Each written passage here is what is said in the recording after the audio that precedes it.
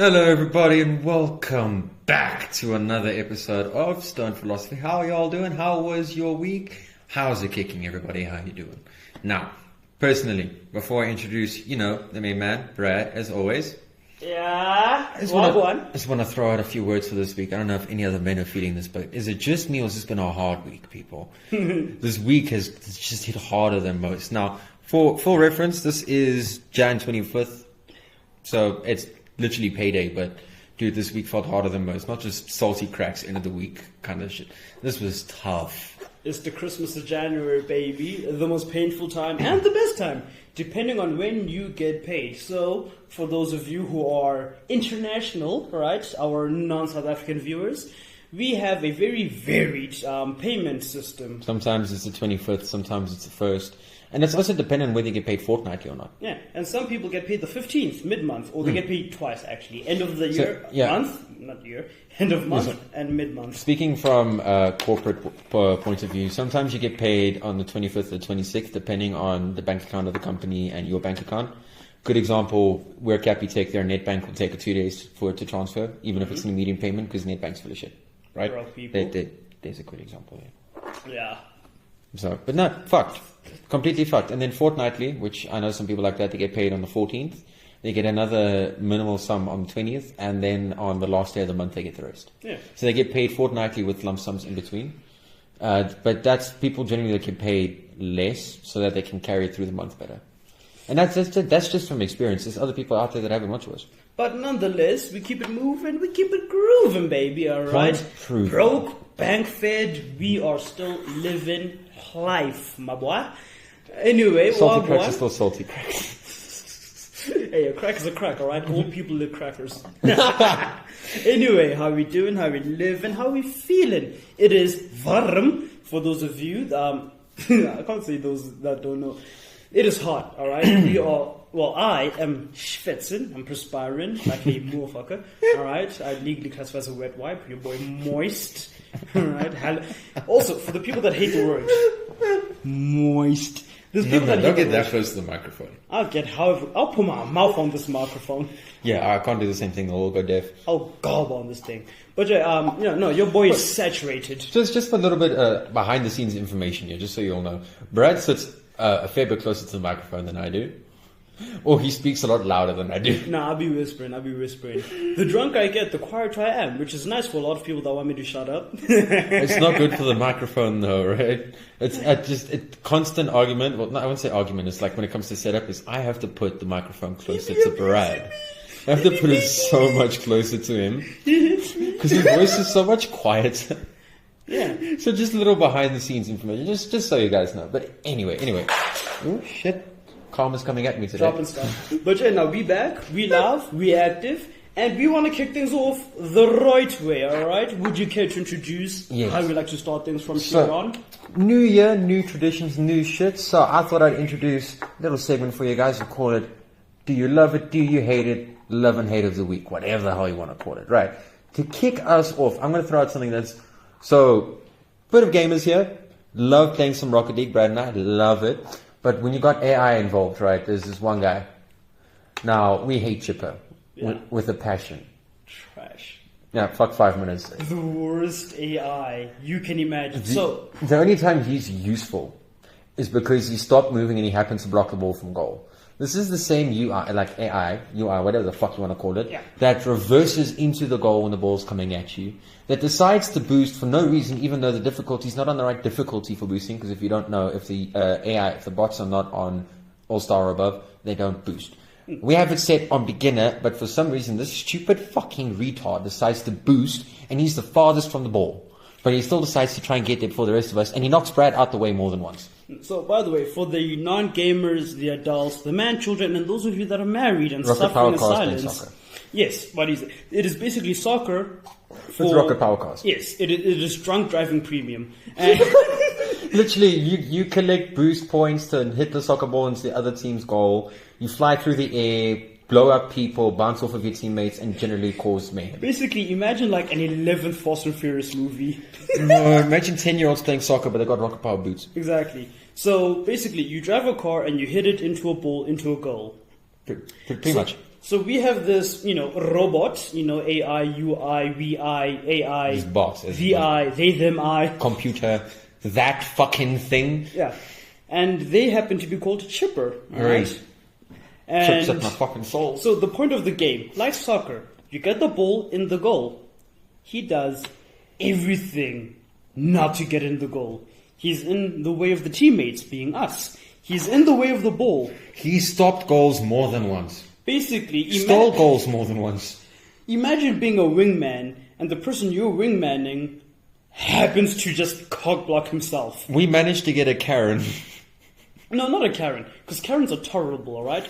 We know what gets them ticking. We know how to annoy them. Fuck Karens, alright? And if your name's Karen, shout out to you. I actually knew a chick named Karen. I know some people with similar names. She was friendly. cool. Karen was cool, alright? Shout out to Karen, alright? Same high school, all that. Of course, cool. I do mean stereotypical Karens, by the way. Yeah, we're talking about the Americanized, Stereotypical valley girls. It's like, oh my gosh, stop it. Those fucking You can't ride a skateboard here in the residential neighborhood. Those ones. Yeah, the ones that just, never got touched in their life. Road rage decides to brake check you for the next hour. Penis repellent. But... Wow, what a great bunch of definitions for those people. Yeah, either way, right? So that's something that we just, do not like as gamers and nerds, quote unquote. Yeah, see, there's a difference between toxic and stupidity. I like neither. It's not even that. It's a UI, AI, they, them, I. For the old school people out there, the comps. You have one function. Help us. And you're not don't be in the way. Helping. And what throws me is then you get some of the other AI, because you can change out the AI. Then you get Tex, right? Tex, big car, plays the game properly, puts the ball by the goal, right? Gets in the way sometimes, that's because he's got one objective. Put the soccer ball by the enemy's goal. You're a detriment, alright? Fuck Chipper, alright? If you're in a good mood and someone's like, hey, you're a Chipper, fuck you too, alright? Don't say Chipper to Brad because it gets him going every time. Fuck Chipper, dog. Listen. And I will treat this robot like it's a person, right? Siri, I hope you're listening. Siri, Alexa, I don't know, Windows AI. Samsung's new one is called Gemini. Fuck Gemini. Do you not know? Fuck Chipper, alright? Gemini is dog shit, alright? So, I have an Android phone. Because fuck iPhone, right? Fuck iPhone. No, fuck iPhone. No, I used to use fuck that Google iOS Help. Bullshit. Yes, I had, normal Google Help. Google Assistant was so much nicer before it got this monthly payment upgrade bullshit. It was cool. It was amazing. It helped. Now Gemini kicked in. What a useless load of fucking garbage. The fact that you don't have to pay money for the AI that just came inbuilt on your phone now. Like, what the hell? Now, you're Google! Dude, you have to pay like 150 Rand a month to use Gemini. Also, Gemini doesn't quite work. No, it's useless. I prefer... If you don't get Gemini, you just leave it as like, hey, Google. Yeah. Fuck me, it works wonders. Yes. But you don't get an option. No, if you want to use it, it actually tells you upgrade. Do you want to upgrade to Gemini? If you say no, it doesn't work. Yeah. The thing is, everyone knows disappointingly sad about your AIs. With Google, you go like, hey Google, I have a headache. Also, I hope everyone listening has one of those Alexa type things. Hey Alexa, beatbox. Hey Google, play 2 hours of dogs barking uninterrupted. Oh, wait, no. If you're one of the guys that pays for Gemini, put your phone close, other phone, whatever it is, put it close. It's like, hey Gemini, what's the meaning of pi? They're going to give you the answer, but you just never fucking know. You see? It's hey Gemini, download Timu and buy 3 apps. That doesn't work like that. Too late. Anyway, so right. Hey Gemini, take me to the nearest cheese shop. Hey Gemini, fix my life. Oh. No, but here's the thing, right? So here's the thing, right? Now, I've used Google quite a bit in my life, right? My dad's into gardening, right? I like how this evolved from a game's AI to fucking no, AI. We're hating on AI. AI sucks. Look, and can I just say this? Some of the AI generators out there, fucking hilarious. Like the images we got for the podcast and for Brad's channel was AI generated. Love it. Yeah. But that's image generators. Yes. Not people that play games and shoot things with you. So the thing is, right, my dad, he gardens. He likes to garden, right? Dad stuff. Fuck, can you imagine he had a chip of... Here's the thing, right? He was like, I ain't sure what these flowers is, but they look good. Google helped. It told us what the flower is, the seasons, and all those things. If it's edible or not, those things. Gemini, just pull out a flamethrower and burn it. Gemini doesn't know what to do. No. It's a new intern that has anxiety. It No. is unsure and scared. No joke. When I first found out about Gemini, I actually did, the first trial. Like, okay, get the first week free. Let's try it out. Let's see what it does. Hey, Gemini, doesn't register. Hey, Gemini, doesn't register. Hey, Gemini, doesn't register. Hey, Google. Fuck, Gemini opens up. Yeah. That's the first part that confused me. Look there, literally. It's It now opens up, and all it recorded is fuck Gemini. Yeah, Gemini, get fucked, alright? Eat a dick. Can you see what I mean? You see, like, you guys did not witness that, but on the device that's recording, as soon as I shouted, hey Google, and said fuck Gemini, there it pops up again. By the way, we're not I said fuck Gemini, pops up. Literally, it's recording that. Let me take a picture, maybe you can post this. I am not making... Okay, wait, let me see if I can do it again. It's literally me going, hey Google, fuck Gemini. And it popped up there. It does it fucking again. We are not making this up, alright? We did not plagiarize, we did not fake stuff. Everything is raw, alright? We are... Yeah, so I took a quick video of this. Everything we say, this is all live, by the way. We do not rehearse, Gemini, we fuck don't off. practice. Alright, so everything is raw. I took a quick video, I'll send it to you, my homie. Please do.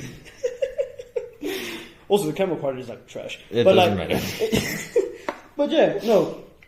Like, certain people are like, oh, AI is going to take over. No, it won't.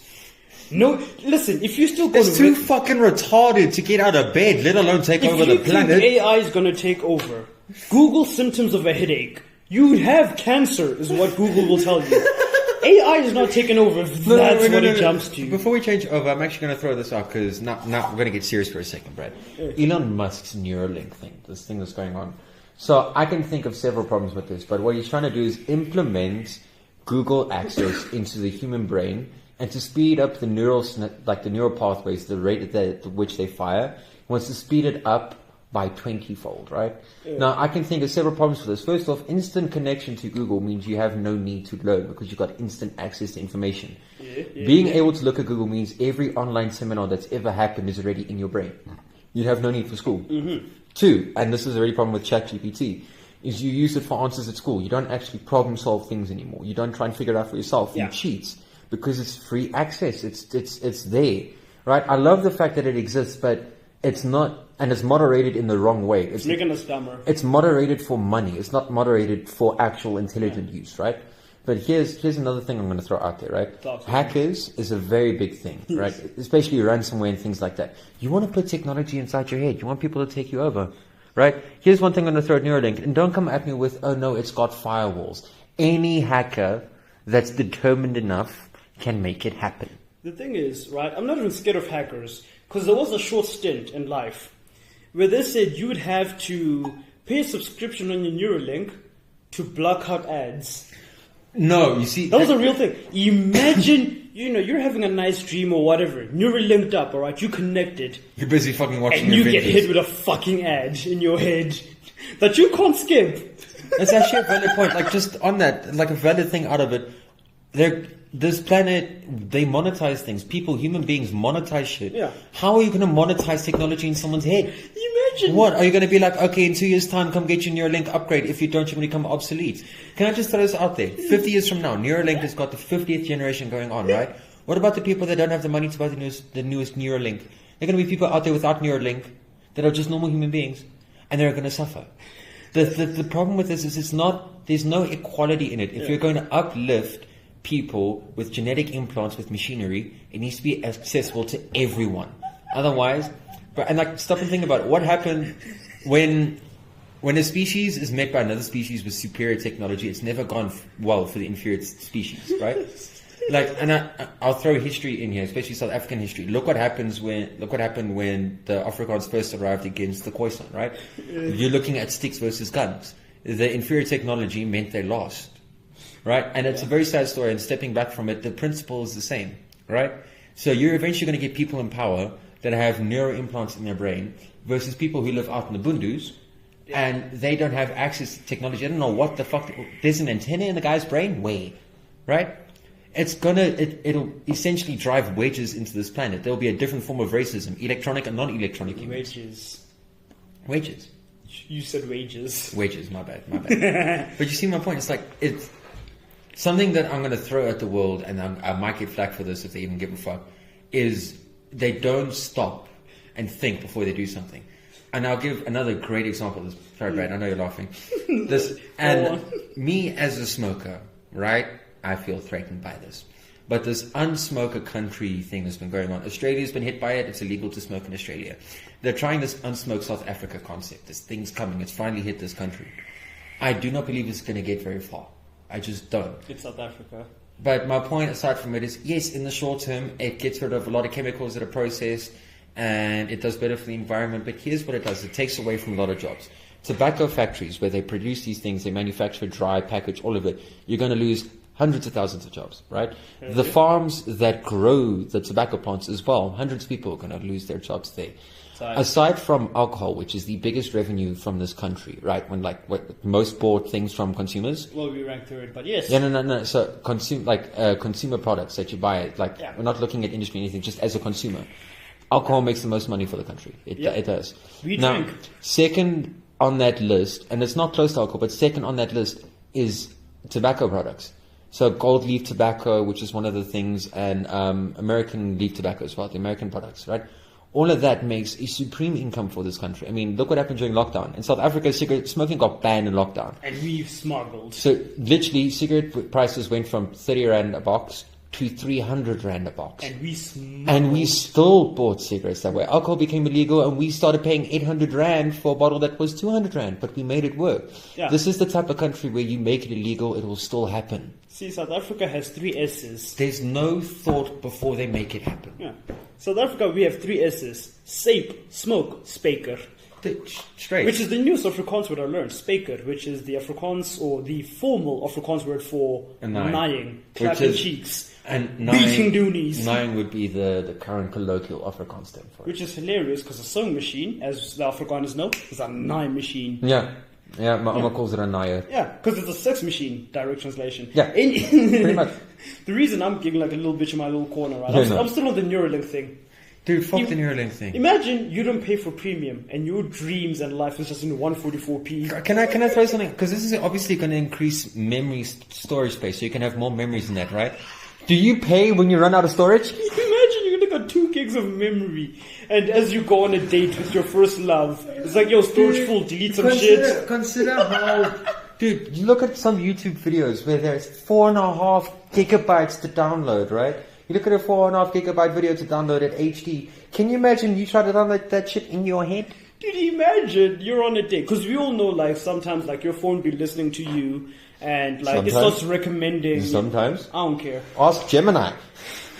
So, you know, like, sometimes, you talk about stuff and your phone, like, recommends ads for it, and you're like, that's weird. I started doing... Imagine you're a loner, you get on your first date, by luck, right? You start seeing mental ads of, like, local MILFs in your area. Can you imagine getting a virus from Neuralink?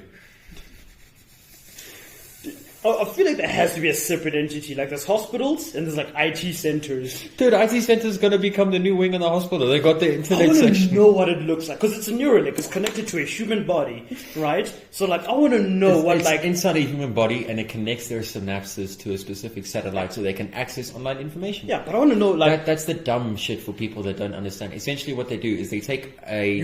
phone. They take a bendable, non-degradable biochip, small chip, and they implant it in your brain. Right? And it's not actually small. I'm just trying to make it sound nice for the people that don't really find it gross, because it is very fucking gross. They take this and they implant it inside your brain. So you know, when you get brain surgery done in your head, they shave that section of your hair and then they cut it open and they implant it in your brain after cutting a circle to get rid of the bone. Right? Literally, they do all of that and then they implant it and they close it. And what that then enables is it gives you immediate access to online information, but it also speeds up the mental processing power of your brain. So instead of firing at however many thousands per second, it's going to go to millions per second. Imagine lagging with a Neuralink. Oh, geez, lag. Suddenly you're a normal human being. Oh, fuck, there's lag. I'm moving normally. Because, like, I assume it affects, like, your whole mind. So you imagine you're mid-speech and you start lagging. You see, so I feel like I could debunk that because it's implanted in the brain, but it's not the main it's not a hemisphere in your brain. It's just a part that your brain can access. Like, it accesses neurons to move your hand, right? So it would be an appendage. So if that part starts lagging, The only part that will be affected is the part connected to it. So the online connection, you're able to search through information. You'd experience in your brain what you experience in your hand when your phone takes a while to load. So it would just be a blank fucking page.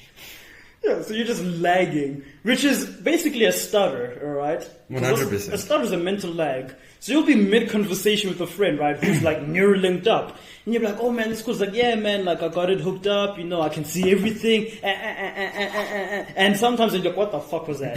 Wait. You stutter, bitch? Yeah, because the thing is, with lag, it's client-side. Only you know your lag. Interesting fact, and I'm going to throw this out there because I play Fortnite with my brother. Nerd. Fuck Fortnite. Nerd. Fuck Fortnite. In Fortnite, you've got, when you're lagging, you've got two different symbols.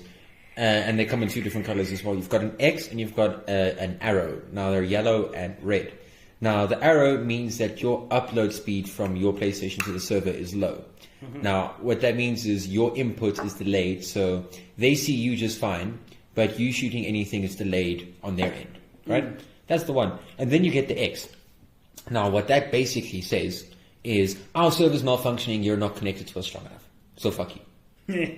Well, just imagine you're linked Can you up. imagine you're checking the world and then suddenly in the top corner of your eyes like a red X, like, fuck, guys, my internet's crashing.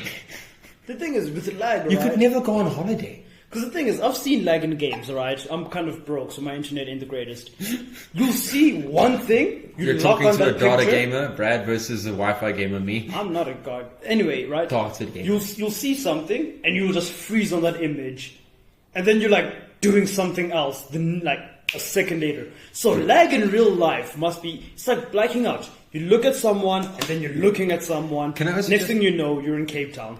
I'm going to throw something out, a complete topic change before we get on. Like, just want to throw this out there, right, guys? Shit. I've been playing games for a very long time. Mm-hmm. I started playing games before I was 10. I started playing shooter games. Like, no joke, right? It was the PS4 came out in 2014. 2014, I turned 10. So I wasn't 10 yet when I bought a PlayStation 4, right? Anyway. The games that came with it were Drive Club, and Battlefield 4. 10 years, I'm 9.5. And I started playing Battlefield 4, right? I was half the recommended age. I've been playing games for a very long time. I've been playing shooter games on a Samsung Galaxy Tab 3 for years beyond that. Now, what I'm throwing out is, up until the past 2 years, right, people knew how to deal with 150 ms lag, 200 ms lag, right?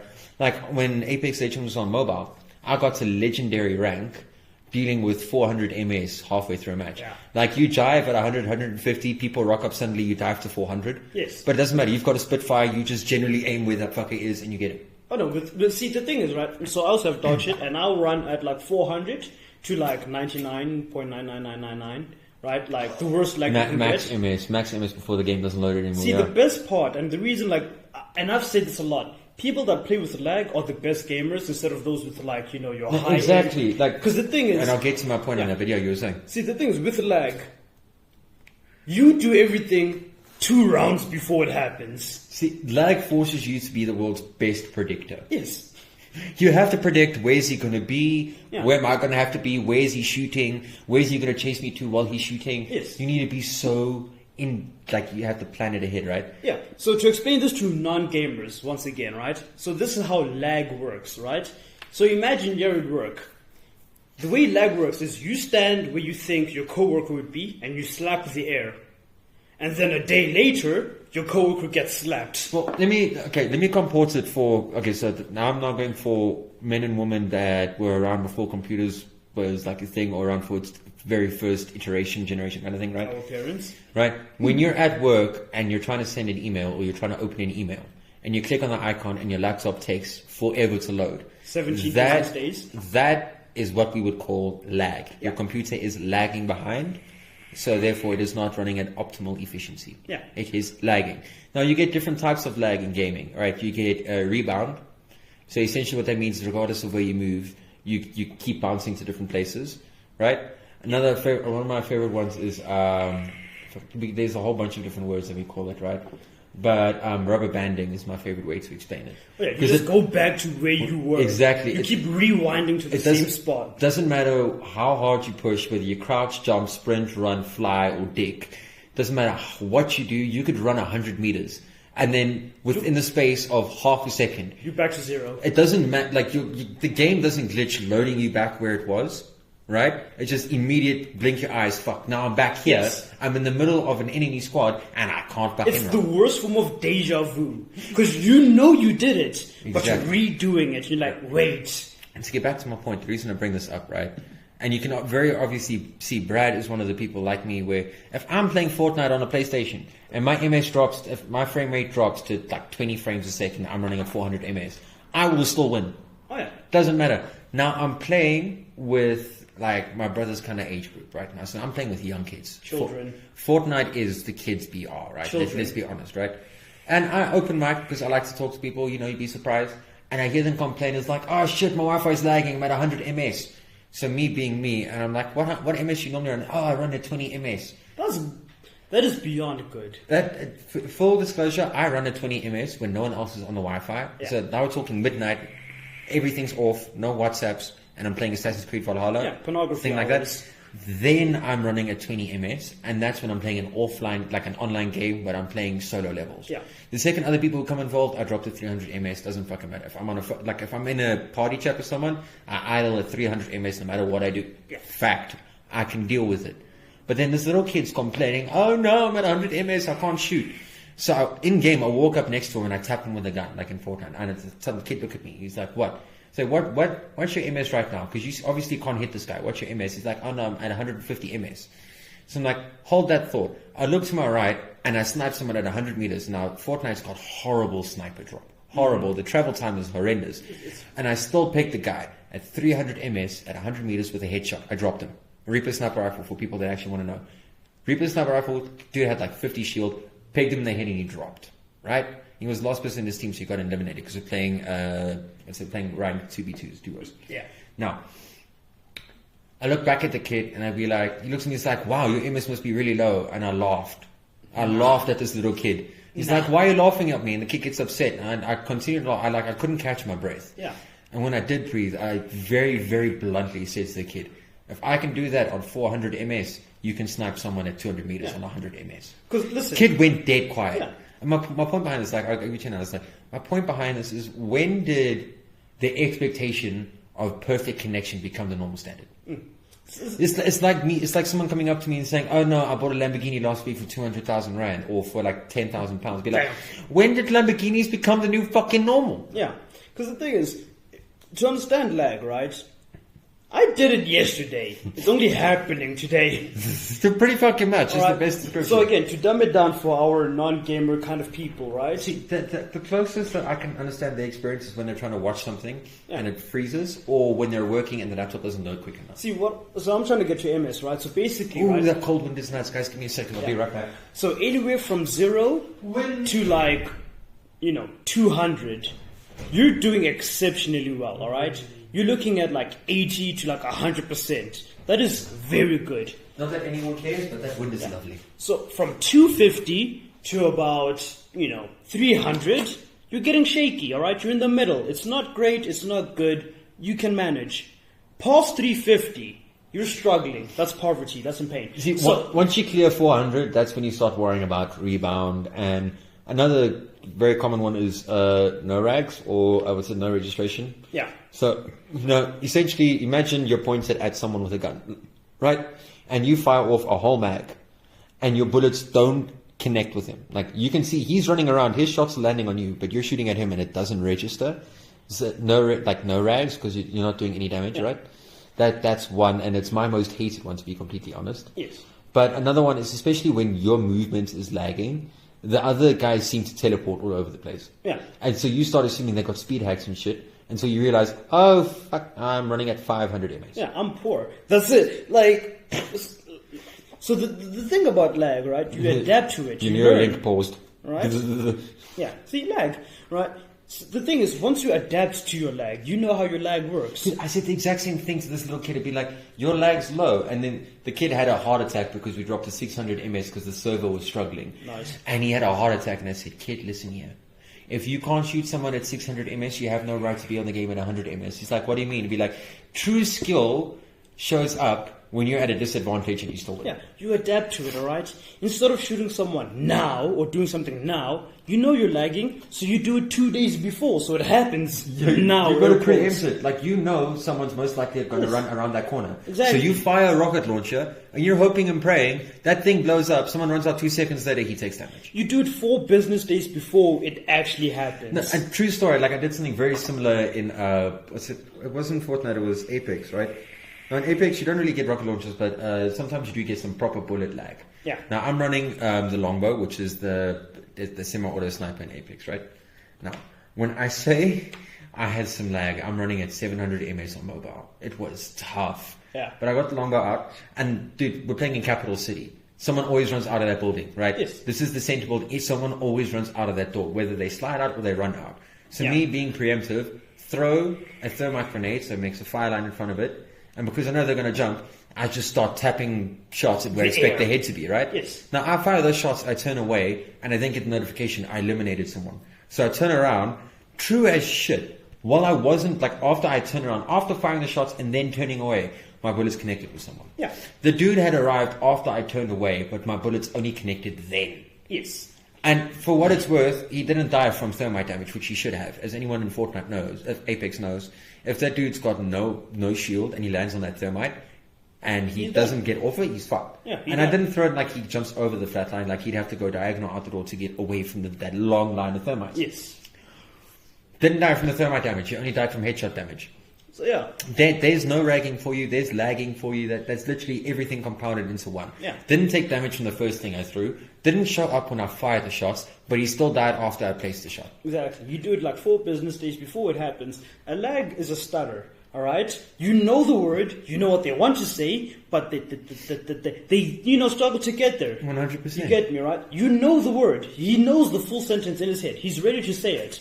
But see, that's what lag is. It's that little gap in between when you want to say it and how you want to say it, and then actually saying it, alright? And also, if you have a stutter, I'm not making fun of you, alright? Satirical, we have fun here, we don't dislike... He's not making fun of you just like he's not making fun of wheelchair people, don't worry. Fuck off. You see, he doesn't even defend it anymore, he knows I'm right. Because I don't do it, alright? You're blowing shit out your balls. For everyone wanting to know, fuck off. Go listen to the second episode. Brad stumbles over his words because he's got some childhood... Don't tap the microphone. Nah, fuck you. No, this is going to hurt your ears. It's going to hurt your ears. Brad's got some childhood trauma because of a woman in a wheelchair. I want to say childhood, alright? Like, you're not a pedophile. I was like outside of high school or something. Okay, anyway. So young adulthood trauma. And for some reason, that particular person in a wheelchair has stained him. She's strong! And if he's drunk, he talks negatively about wheelchair people. Don't say that it's a common occurrence. No, don't snicker, you little bitch. It's not. Listen. Check how upset he gets every time I call him on. See, I'm calm. I'm not yelling. Says the one tapping the microphone. Shh, eat a dick. I'm calm. Right? To all my dear wheelchair people, alright, you guys are phenomenal. My condolences, but you are making it work. I have no gripe, no beef, no quarrel against you. He just won't fuck someone in a wheelchair. Won't is a strong word. I mean, if you're cute and in a wheelchair, I mean, shit. How you doing? What's up? But if you're a MILF. There's this one comedian. I forgot her name. She's in a wheelchair. Fiona. Her name's Fiona, right? Redhead in a wheelchair. She must have jumped out the tower. Medical training. Anyway. No. Did you not get the joke? Shrek. Listen, lady, whoever this actually is, I mean, no offense to the comedian. The Fiona. Yeah, no, but you know, Shrek. She's a comedian, trust me. She's heard plenty of things. Okay, cool. I hope the landing was nice and sweet. Yeah. No, but Fiona, she's amazing. Great comedian. She's on Kill Tony, right? Redhead. Fucking phenomenal. Right, she does have something that is slowly, eating away, and she has to be... Oh, she's got a neurodegenerative disease. That one. I'm not that smart. Okay, so neurodegenerative... No, we don't care. We're not that smart. No, I'm going to break it down for them. The dumb version of it is... Welcome to the nerd section. Brad, enjoy. Shut up. A neurodegenerative disorder is where, as your brain matures, something else is degrading inside of you. It is losing function. So for the comedian, the way you described it, sounds like her motor function in her lower body is degenerating while she's aging. So her brain is becoming more functional, but it's eating away at the part of her brain that controls her motor movement. That one, yes. Am I wrong? No, you're not wrong. Okay, so exactly that. So that, believe it or not, that's the dumb version. Yeah. fuck smart people. Anyway, so You're yeah, welcome. if you're looking for good comedy, her name is Fiona. She's on Kill Tony. Gorgeous redhead. And yeah, she's hilarious, right? I have no beef with wheelchair people, alright? Shout out to Fiona, alright? If you're single, hit me up. She's in America, she's not hearing this. If she does, I'm very surprised. What are you doing with your life? And even then, lady, don't come to South Africa. Like, I'm not coming over to your country. Fuck your country. Wheelchair dog. No. She can fly special airplanes. I'm just No, saying. the thing is, South Africa is not very wheelchair accessible. No. robbed- South Africa is not car accessible. We got fucking potholes everywhere.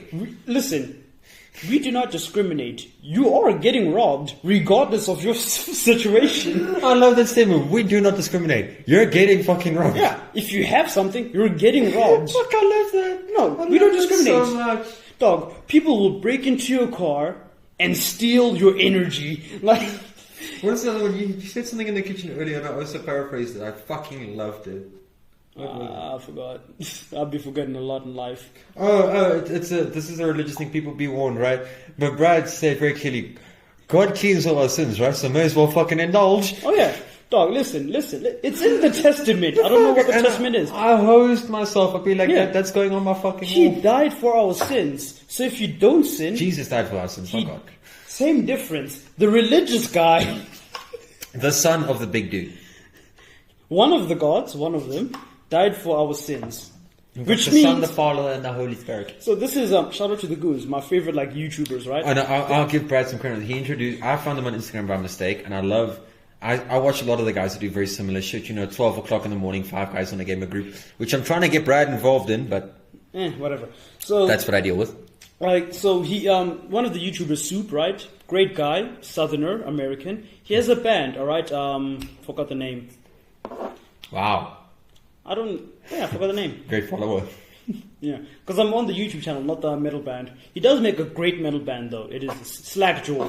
Slackjaw, great band. If you're looking for that old school metal in this modern time, he does. Anyway, We're talking Nirvana level, Bon Jovi level, Metallica level. Metallica level. Oh. Like that old school. We're talking like Megadeth level. Right? Yes.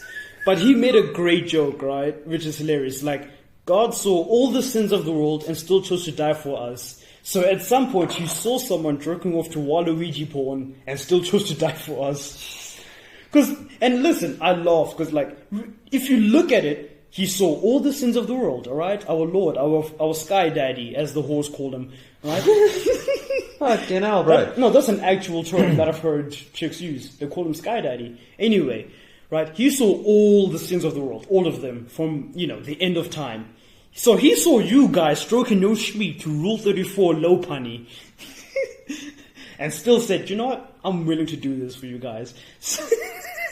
So next time you do some unholy stuff, think of the big man, alright? He died so you could do that. Oh my. He died for your sins. I'm going to cut that short here before we get some proper hatred in there. I'm just going to point out to the listeners down there, down there, in between every fucking there. Everywhere. All of you. This all came from the hatred from an AI in a game. Yeah, but that's where everything starts. Fuck Yeah. AI. This people, I know people don't always like an explanation, but I just want to say, this is why I wanted to introduce this new kind of topic and like thing for you guys. I think it's fucking brilliant. Plus, Brad just gets irate, and who doesn't love an irate midget? He's abusing and monetizing his friend. He's using my rage for bait, clickbait, whatever the bait. 100%. 100%. No, but here's the thing, right? Now, some people might Oh assume... fuck, we're going back into it. Shut up. Here we go. I'm opening up. I'm sharing feelings. Before we do that, can I propose a 5-minute intermission? To stretch our legs and catch our breath, because he's just going to keep fucking what, going. you need a break? Pussy, you can stretch your legs. Let me open up to my fellow followers, right? I might sound like I'm this hateful, angry little gremlin. Which you are. I am, but that's not the point I'm getting at. Here's the...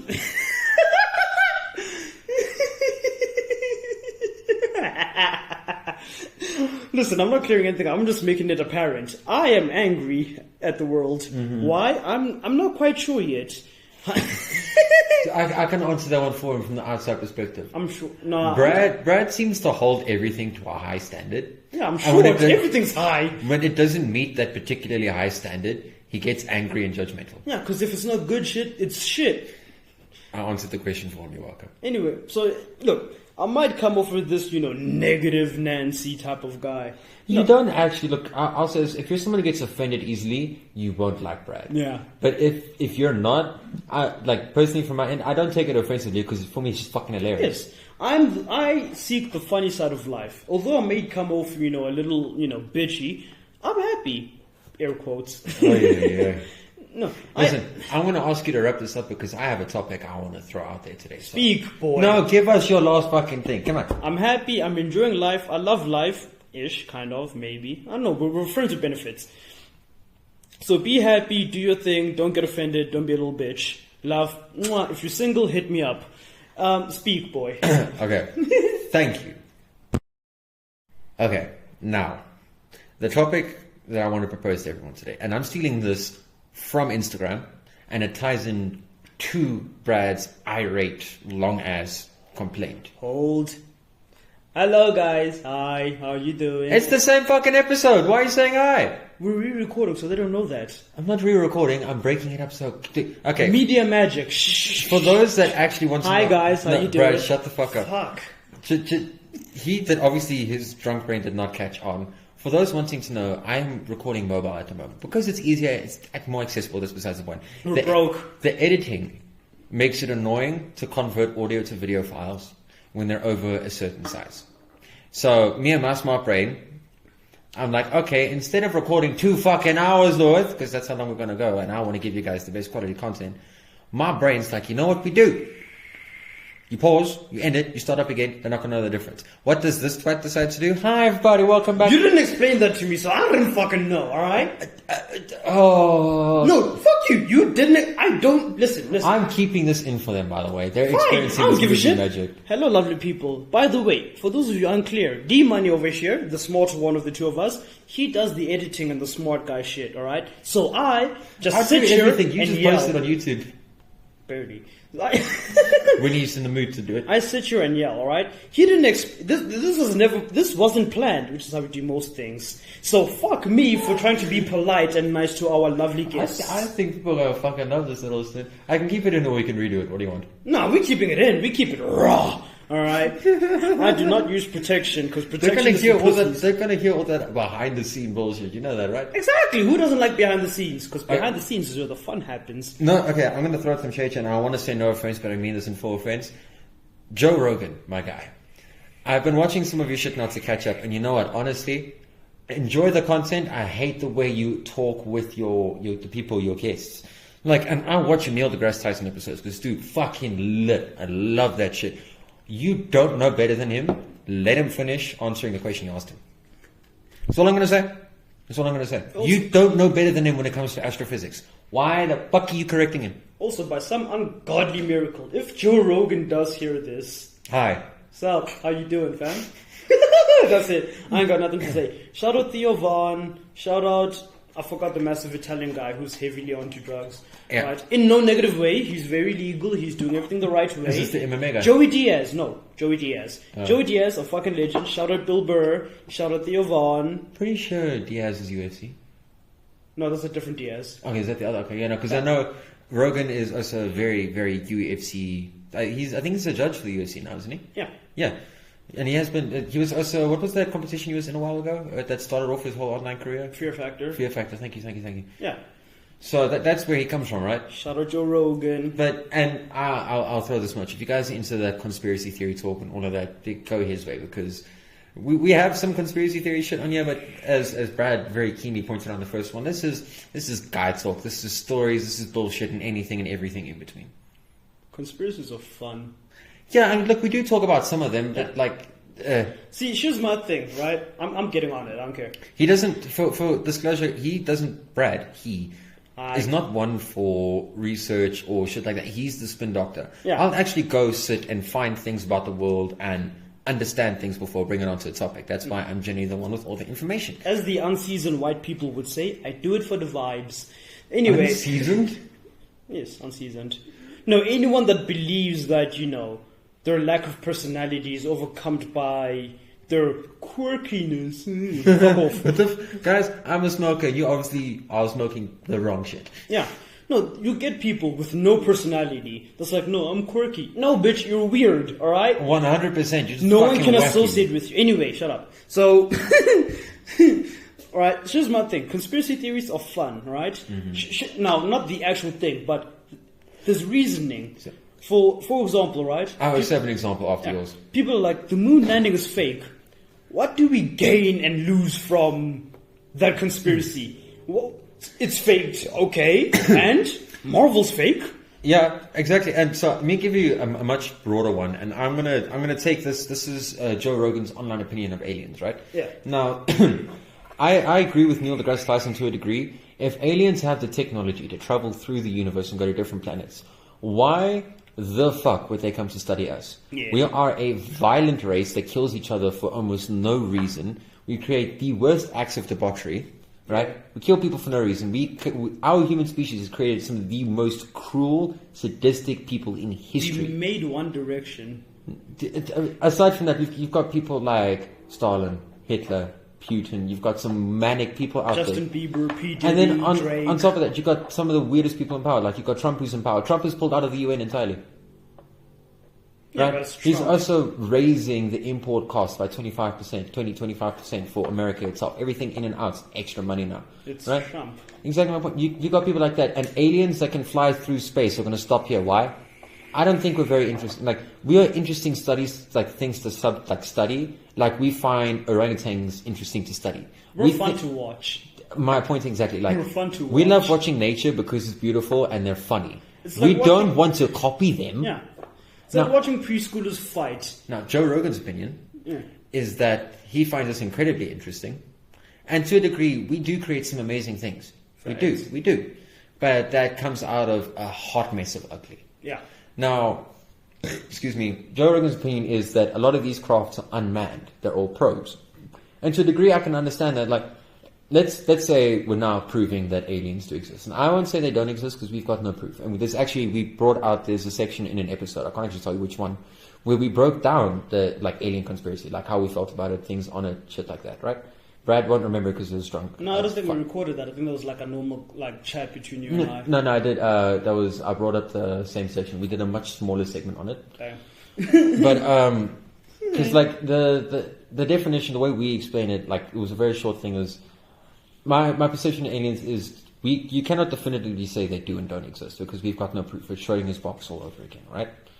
Now, the way we spoke about it is we came up on so the study on the exoplanet, the invisible planet, didn't actually exist.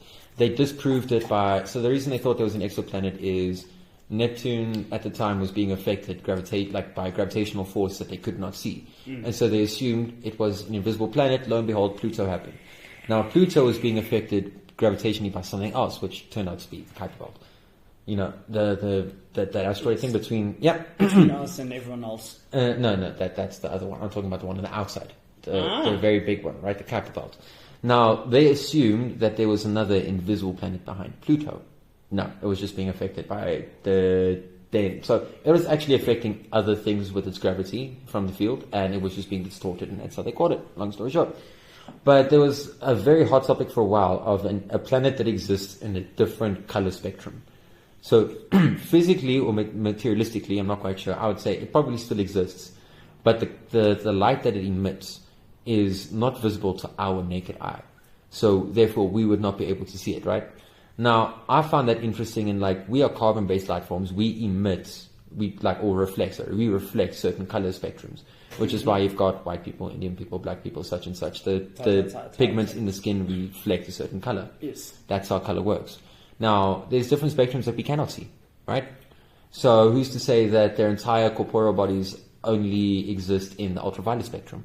That I could understand. I could believe that they only exist in certain ways, and that's why animals, for example, are more reactive to empty spaces and houses than humans are. Yeah. Because they can see different spectrums. So they can see metaphysical objects. That's literally believed that cats can see ghosts and shit. Yeah. Right?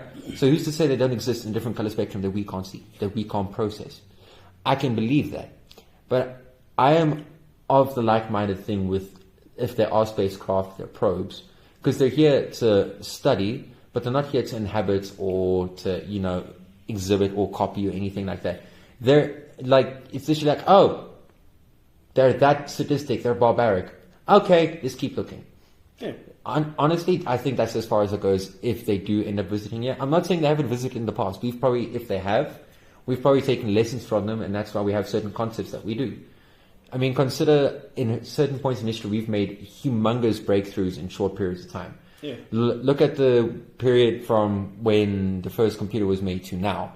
It's maybe a century, maybe less, maybe half a century. But look how much progress we made now versus the 12th to the 14th century. And literally from the 14th up until, take, like cars, horses and the entire industry around it was like prevalent. It existed and it was about horse travel. Then cars existed 20 years later. You couldn't sell a horse in the street. Yeah. Fun fact, did you know that like suitcases with wheels were invented after we went to the moon?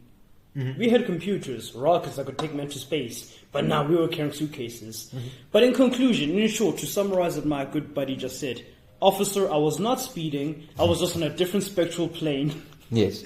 So I wanted to throw that out there, right? just get that going. Yeah. But now back to the thing that I stole from TikTok. Instagram, because I don't fuck with TikTok. Don't have TikTok, never had, never will. Right? Good. So the game, to get back to the topic at hand, I wanted to copy a game that I saw. And the guy's literally, basic description at the end of it is like, you'll thank me, and I do. Don't get me started. So the way this is going to work is plain and simple. I'm going to go first because Brad will tirade forever. So Brad has to pick a random topic, any topic. And I have to go on a full-on tirade, a rant, an angry, speech. Give it my all on why I hate this item. So in other words, what sometimes don't get me fucking started. I'm playing that, but with any topic. Now, Brad, our 40-minute ranter, ain't going first. Yeah. But I'm gonna let him stew and sit and think. Too late. So, here we fucking go. See, this is a real thing, right? That I hate. No. It has to be any. Yeah, no shit.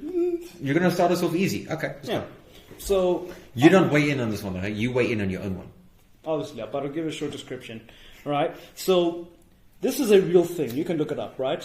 At some point in time, they made synthetic trees that serve the same purpose as trees. So, in short, I hate synthetic bullshit because we have the real fucking thing. Oh, I've got a good one for this one. So I got a good one, yeah.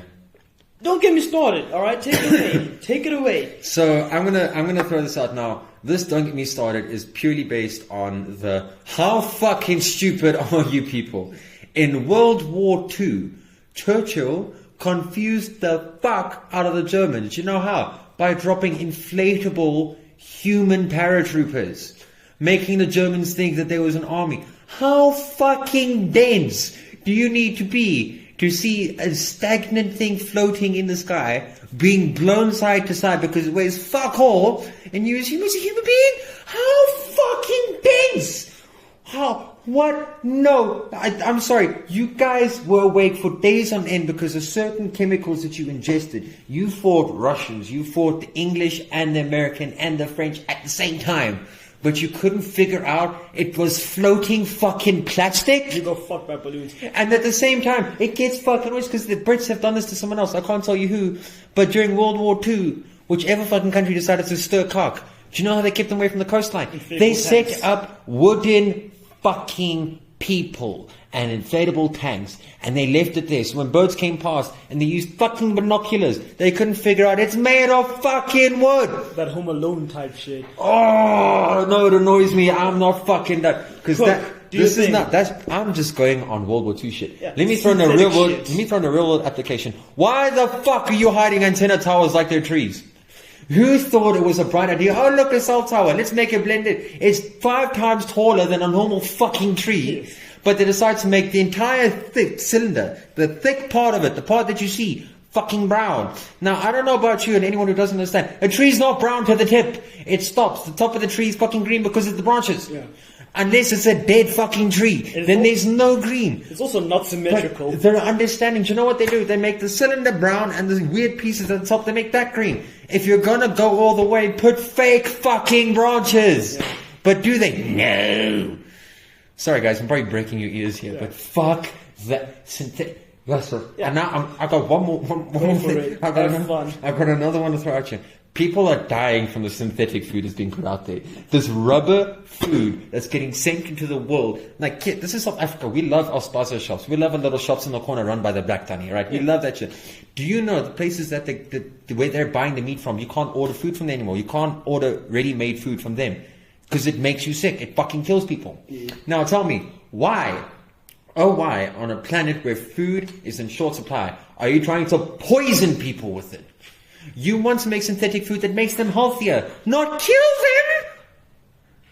Like, dude, this is fucking melanoma out of bologna all over again. Yeah. Like, what the everlasting sweet baby Jesus fucking Christ? Who came up with synthetic bullshit? Like, dude, synthetic hair I can fuck with. Black women chop up their hair and they sell it for fake hair all the time. I've seen it happen. There's not even a fucking joke. International other black women, not South African black women. Okay, yes. So there's an actual industry where women, like colored women, black women, African American women, whatever you want to call them, they will grow their hair out and make it nice and pristine, and they go to special parlors where they preserve the hair and actually cut it and use it for natural extensions. Wigs, weaves, yes. that so shit. That I can understand. There's a profession around it and there's a cultural reasoning behind it. That I get. But then we go to a synthetic sound on the electrical vehicle. Yo! Right? Who thought that you guys made something shit and decided, you know how we make it more shit? Let's make it pretend to sound nice. Yes. Which sucked. It's like, what the... You have the blueprint. You know my point. So, fuck fake, synthetic, inflatable, useless, retarded pieces of shit. Oh yeah. Fuck that shit. No, fuck synthetic. Also, vegans. No. I don't care. No, because I'm going to throw one out there and you'll appreciate it. Oh. No. Vegans will tie into it, so give me a chance. Oh, more hate, love it. Trust. Talk your shit. So that I'm not done, but I could keep going for a while. But I'm going to blow a blood vessel in my brain. So this one I'm going to throw out is predominantly food related because Brad loves food. Okay. But I'm going to throw this out there now because I'm going to pull the inner Taffa out of him. And this throws in vegans that can't cook. But when people, Brad, how do you feel when you go to a restaurant and you order a medium rare steak and it comes out and you can see that meat has been abused, that meal has been mistreated, that food was made wrong? Have at it, sir. So, fuck. Brad loves food. But anyway, Brad, literally. No. Lose. Food has a very, very delicate space in my heart, right? Sacred nature. See, this is the ranking of like things I love, alright? For full disclosure, if Brad doesn't eat, his personality changes. Yeah. He's not happy, he's not funny, he tries but he fails. Yes. He gets hangry. See, like a woman. Yeah, this is my level of love in life, right?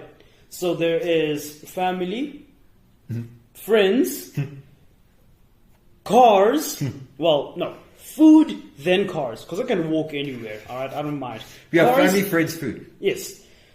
So to me, food, delicate spot, right? Sacred nature. I love a woman that can cook. You actually once described it to me as a sacred treasure from an anime TV show. Yes. If you could have one sacred treasure, like one weapon to wield, it would be food. Yeah, like food. Listen, you love food. In this world, there are certain universal languages that we all understand. Good food is one of them. There's laughter. Everyone likes to laugh. Everyone likes to drink. Happiness and food. Everyone loves food. So if you have the gall, the nerve, the fucking audacity to ruin food in any way, shape, form, or fucking variation. I will drop a name that will piss Brad off as well in a second. No, please don't. I will drop kick everyone in 100-meter square So radius. I mustn't mention Candy from YouTube. Oh, Jesus Christ. Listen. People that ruin food, alright? Listen. I'm not saying I'm the greatest chef. I can barely call myself a chef. Oh, the lady who... What is that? Shut up. The person that boils Pringles. Listen, I'm not calling myself a chef, alright?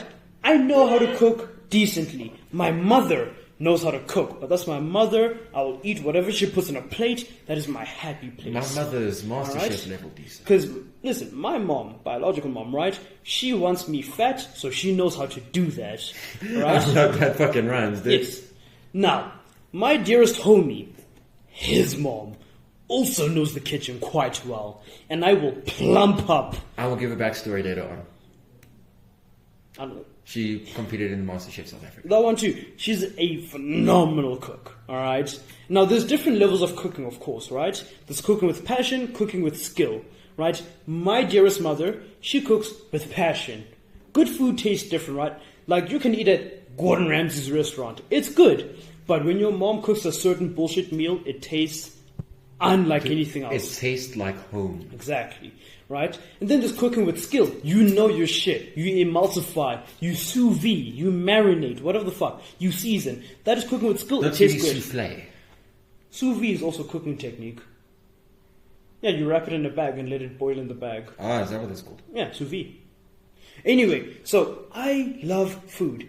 So any cretin, alright? Not a person. Any fucking cretin that ruins food, right? And I've seen several dog shit cooking videos. The funniest one for me is several shitty chefs. Vegans. The lady who boiled Pringles. Vegetarians. Fuck listen, so here's my beef with the vegans and vegetarians, alright? Now, listen. Do as you wish in life. Vegans don't exist. Alright? Do as you wish, alright? Whatever makes you happy, whatever your fucking reason is. But you've made your choice! You've decided! None of this Beyond Meat, no vegan burgers. No, bitch, you chose. Why are you emulating shit that isn't yours? Okay? You've chosen.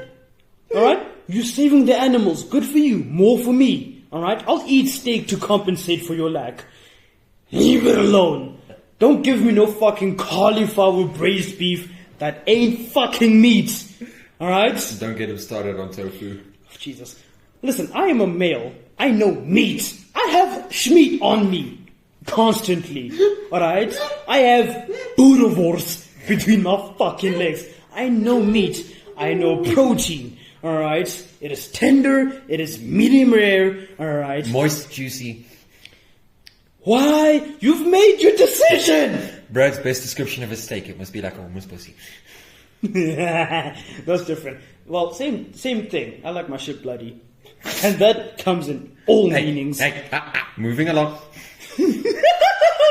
Listen, do not fuck with food, alright? Certain things have been made for certain reasons in certain places, alright? Listen. The Lord didn't do this, alright? I'm going to leave him out of this. Humans have seen how dumb other humans are, and we made this great little invention called instructions. Alright? If you buy a box further known as a recipe. Fuck recipe. If you buy a box of mashed potatoes, if you look at the back, it tells you every conceivable way to make those mashed potatoes.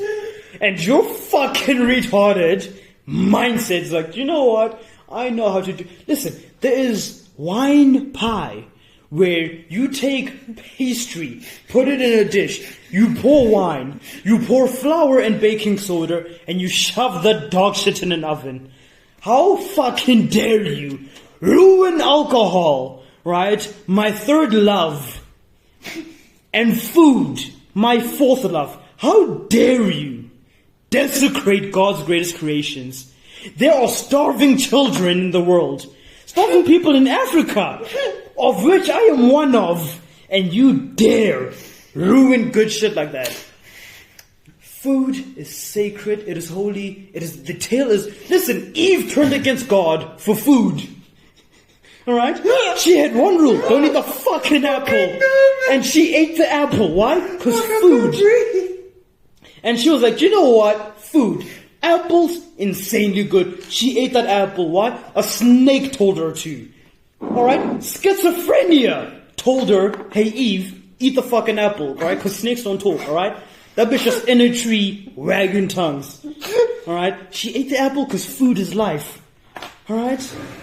Do you know how many people died so you could eat food? No, people died so you could eat. You think I'm making this up? Do you know how many mushrooms were eaten for us to understand which were poisonous and which weren't? Do you know how many fuckers bit into a fucking cow, got kicked in the domicile, got, a third degree concussion, until we realized, hey, let's grill this fucker up. Do you know how many sappy souls cause salmonella Because they didn't cook chicken long enough for us to know you can deep fry that thing and put some salt and seasoning on that bitch. Dip it in that fucking chili sauce. Sorry to check. Can I just throw one question in here? Talk your shit. Jeez. What would happen if someone had to fuck up cheesecake? Dog, listen. My favorite dessert, alright? When I become famous, and hopefully I do, if you want to get me gifts, you can show your titties, you can give me money, and you can give me a cheesecake. Alright? I love cheesecake. But next thing you know, you into a cheesecake and it's curdled. I will fight you. Alright, man, woman, child, if you ruin food, I'm fighting you. I'll go to jail for that. Listen, I love cheesecake. It is my favorite dessert. Right? You could have it creamy and velvety, or you could bake it and have it nice, dense, and moist. I love cheesecake. Any twat, right? And I use that heavily because I can't say the C word, because YouTube. Any fucker that ruins cheesecake, I will personally go to your domicile, your home, where you reside, and shit in every appliance without you knowing, so every part of your life is shitty, right? I will empty every tube of toothpaste you have. I will use all your toilet paper.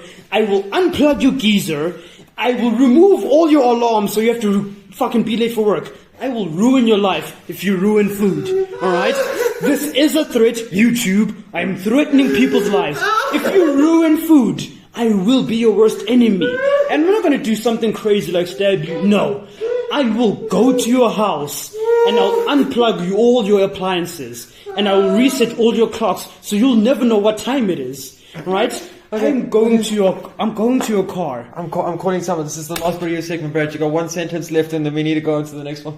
Fuck all of you that ruin food, alright? There's cookbooks, there's chefs, there's the internet, there's the goddamn internet that tells, even Gemini knows how to make food, alright? Fuck Gemini. Food. Oh, I can't breathe. I'm gonna take a lap. While you do that, you can think of your next one for me. Okay, everyone. Hi. I do apologize for the spike in the mic. Can I just, for full reference, I'm only now sitting down again. A full 15 minutes after Brad's. Fuck, I need to catch my breath. Guys, my throat is sore from laughing. Why? Okay. Monsieur, would you like to take revenge on me and list something that I must have a tirade on? And then I've got one more for you afterwards. Alright, let me think about this. I'm still heated. Brad's taking a swig straight from the vodka bottle. Wait. For those, let me tie you in on a little inside, what's in the thinger? We call it a good luck tradition when we game. Brad, cheers to the door. There we go. Yosh. Hold up closer to the mic. ASMR. Apparently that's trending. Yeah. There we go. Here, Papa. Okay. Fucking hell. Alright, let me think. Something that will get everyone heated. No, it doesn't matter if it gets them heated or not. I have to make them get heated. So you can make it challenging for me. Make no mistake, this is not just actual hatred. I use actual hatred. So this is a South African thing. All these motherfuckers that choose to be barefoot in public, put the grippers away. Are you telling? So I'm having a go at people who go barefoot in public. Yes. Okay. I'm gonna warn everyone else in advance now. I've got a hell of a story to tell, and I'm gonna be screaming because I'm gonna make this very fucking clear. As if we haven't been screaming. This is a country where broken glass, broken crack pipes, half-eaten slops, and flat fucking tires sit on the side of the fucking road. Yeah. And then, I'll full disclosure, when I was a wee 7-year-old dipshit, I lived, and for those wanting to know, proper South African soap opera, Sea of Dalan, I lived right off the road of that road. Literally, from where I step outside the house, I look uphill, there's the fucking road they recorded on. If I go right on that road, there's a very little porter shop, the one that's covered in all those newspaper things that you see in the TV series. I go to that shop. Yeah. I used to go in there, right? And I used to do that barefoot until one fateful day when I realized why you don't go barefoot in South Africa if you're not in a parking lot. And even then, it's a gamble. Do you know why? Because I got a piece of glass shoved so deep inside the tendon in my heel that even when they pulled the skin apart to pull the thing out, my muscles contracted. Yeah. And I learned the very hard way that day. You wear fucking shoes. Doesn't matter where you are. Doesn't matter where you're going. If you're not inside the confines of your own home or a comfortable space at your friend's house where you know the floor is clean, keep your shoes on. Yeah. Now, I'm going to throw this out there, and this is going specifically to the hobos. I don't normally judge you people, but this is one thing I will judge you. We don't need to see those nasty fucking toenails. We don't need to see the entire civilization hunting under the fucking toenail of a pinky toe. We don't need to see the gunk of the forest between the toes as well. We don't need any of the cock. We need no, I'm still cooking. Can you say, why in God's green fucking earth would you decide to walk around in a country that's rated junk status without shoes? I mean, go fucking watch the Croods. They made a plan. Shoes didn't fucking exist and they made a plan. Can you not fuck me? And then here's where it gets worse. People that try and make their own shoes by wrapping duct tape around socks. A skis? Wait, no, what? And I'm not even joking. This is the thing. You get DIY tutorials how to keep your socks clean when you're walking outside in a rainstorm. Wear shoes! No, exactly my point. One of the best fucking things I saw, and I shit you not, is how to keep your socks clean when walking through a puddle outside. 2 questions. Why the fuck are you not wearing shoes in mud? Second question. Why are you outside in socks? Third fucking question. Why the fuck are you carrying duct tape around with you? I've got a 4th question. How big is this puddle? Walk around. Right. Now, here's my most important question to the stupid fucking retarded woman. Why did your socks have toe holes? Her socks had spots where her toes could fit in comfortably and be encased in its own fabric. She don't keep them toenails. For some fucking reason, each one of her little piggies had to be covered in its own sock. So never mind the fact that when she takes it off, her sock looks like it's got 5 fucking holes in it. Right? And I'm not disputing. I had socks like that too when I was 6 years old. And I was fucking weird. I was not 20 years old, making content, trying to walk through a fucking puddle in socks. Wrapped in fucking duct tape. I've heard of fingerless gloves, but toeless socks? No, Brent, you must understand, they're not toeless. They've actually got specific stitch-shaped toe holes. So imagine when you wear... Are you talking like grippers? Exactly. Ew! So when you wear... You know when you wear gloves and it covers your fingers? Same premise with socks. I've seen it. Imagine that's the foot you're looking at that's trying to walk through a puddle. That's the one that decides to take silver industrial duct tape and wrap it around the fucking foot. But she doesn't stop at the stop. Shit. She keeps wrapping onto the skin. She makes that shit airtight. Lady, your leg's not gonna fuck... Your foot's gonna go blue. It's gonna go fucking blue. Forget blue. You're getting a free waxing session. And I've seen those... Also, if you buy grippers, you're a disgusting person. Right? And I'm so, going back to people who walk barefoot, right? I would still take people who walk barefoot over people who wear Crocs. I can't stand Crocs. But you know what I hate more than that is the one that bedazzle their Crocs. You get actual clip-on things specifically. No, I know that. The thing is, if it's at home, in the comfort of your home, that's the one Lord thing. Can't see you. And you get Croc slippers that have wool inside. What? And yeah, full disclosure. Ew. If they were home slippers, I could learn to accept them. Not a fuck would they leave my house because I think they look gay as shit. I've been bought wool slippers, right? And I perspire. So my foot gets moist in that warmth. You put on that on fucking Crocs with rubber, so it's insulated. No. You see, okay, let me. Jesus did not die for these sins. I know I said it last time. These aren't the sins he died for, guys. You're taking it too far now. Let me rewind to the topic you gave me. Finish up. Going back to before I give you another one that will set you off. People who walk barefoot, right? And I'm going to throw this to people who walk on the beach, right? Now on the beach, I 100% get you. You want the sand between your toes. Yuck. You want that traction. You want to feel the sand rub between your toes, which to me is just it's a sensation I don't need. It just does not feel right. Yeah. I'm with you. Don't fucking walk the sand into the house, you puss. Yes. I don't need to slip in sand. Yes. You may like sand between your toes. I do not. We are walking on tiles and you want to leave sand lying around? Do you have any idea? It's like walking on small fucking Legos. I don't need that shit. But what do you do because you want to walk on the beach? Let's share the love with fucking sand. No. Barefoot fucks. Like, fuck you. Just fuck you. Now, on this podcast, we do not shame, we do not judge. It's all satire. Unless you have a foot fetish, you disgusting fuck. What is wrong with you? The great man above gave us titties and ass. I second that. Even if you're a homosexual, he gave you penis and balls. Can I just... What's wrong with you, dog? I'm with Brad on this. Like, guys, there's so many better things to look at than feet. And do you know what? This is going to throw Brad off. This is a Norse story about the god of the tides, the ocean, and technically the phrase father. Mm-hmm. The Norse god Njord. Give me a second. Yeah. One second. Like, yeah, no, do you think? So Njord he had more than like two divine children. We're focused on the main two. The goddess of love, Freya, and the god of the changing season, Frey. Twins. What makes it interesting is when the Aesir and the Vanir, after they had intermarried to stop war, Odin had killed Skadi, a giantess who lives in Niflheim, killed her father, and she demanded vengeance. So Odin's peace deal is like, okay, I'll let you choose any husband you want from any of the gods. The catch is you can only choose them by their feet. Ew. And that's not a joke. I'm not actually fucking joking. I wish it was a joke. It is a legitimate fucking story.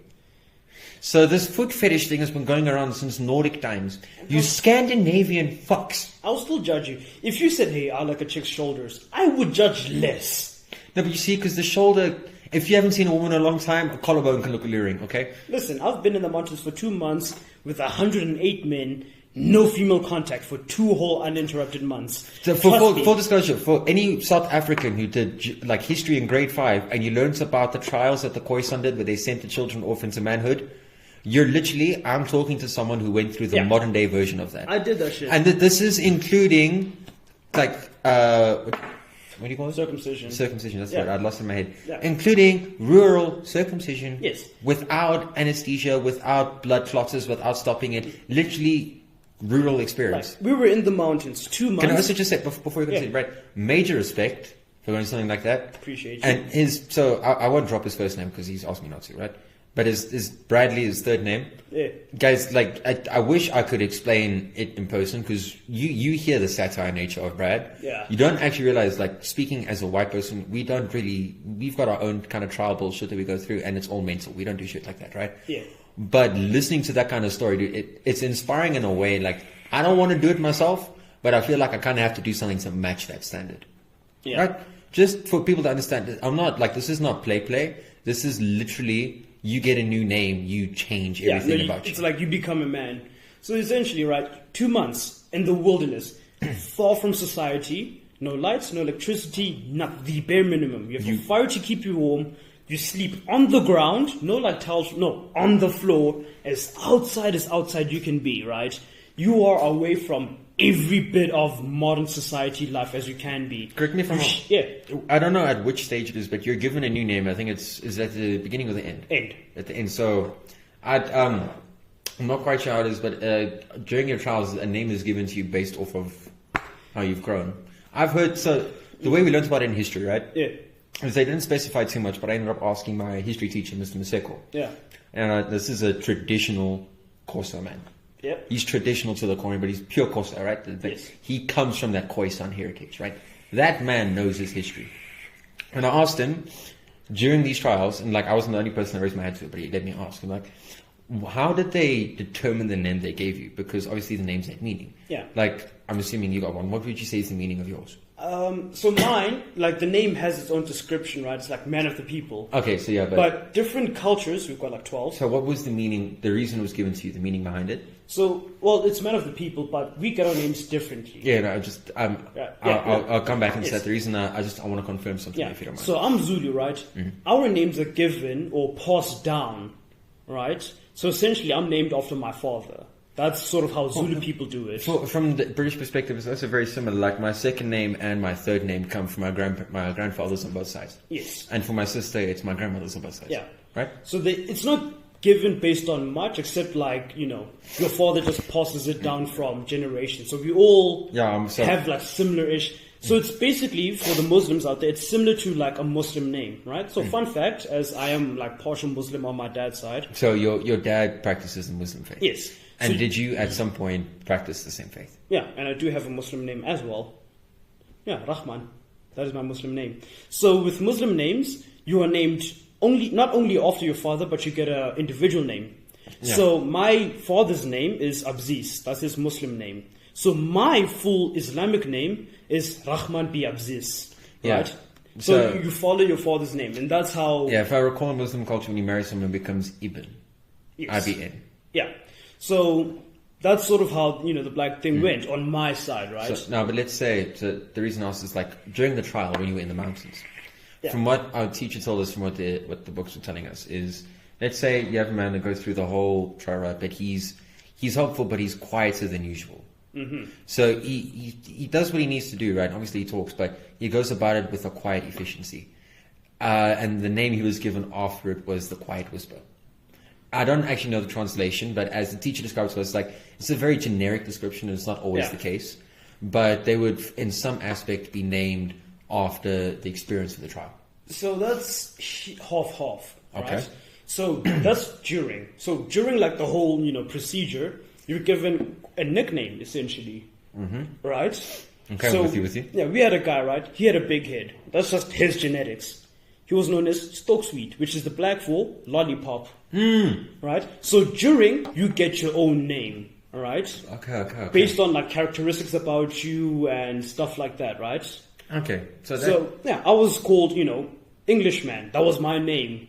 Oh, but you speak fluent English. Exactly. So to them, as like, I'm the most fluent in English compared to everyone I was there with. Comparatively. So I was known as Englishman, right? But that was during. Okay. The traditional name, that's more, it comes from your family, not the people there. Okay. Right, so my dad had to tell me what my name was, and then I just, you just adopt it. Sort of like being named. It's just, hey, this is your name, and that's it. So during the trial, you get an official name at the end of the trial. Yeah. Now, how is the name picked? Like I said, it just comes from family. So you just ask like your family, right? Usually it's all men. It's a men kind of thing. Yeah, no. So you ask your father, your uncles, like, hey, what is my name? And they're like, oh yeah, it's this, and that's it. Right? So which one of your names? Because I know your names. Which one of your names is the one that you took after? The one I don't use. First one or second one? None of them. See, the thing is, it's not like a government issued thing. Okay, so when you were born before the trial, what was your full name? So my legal 3 names. Matandwa, first name, named after my grandfather. Snetemba, that came from my mother. And Bradley, named after my dad's life coach. Oh, so that's where the name comes from. Yeah. Well, congratulations. So those are my 3 legal names, right? It's on my ID and everything like that.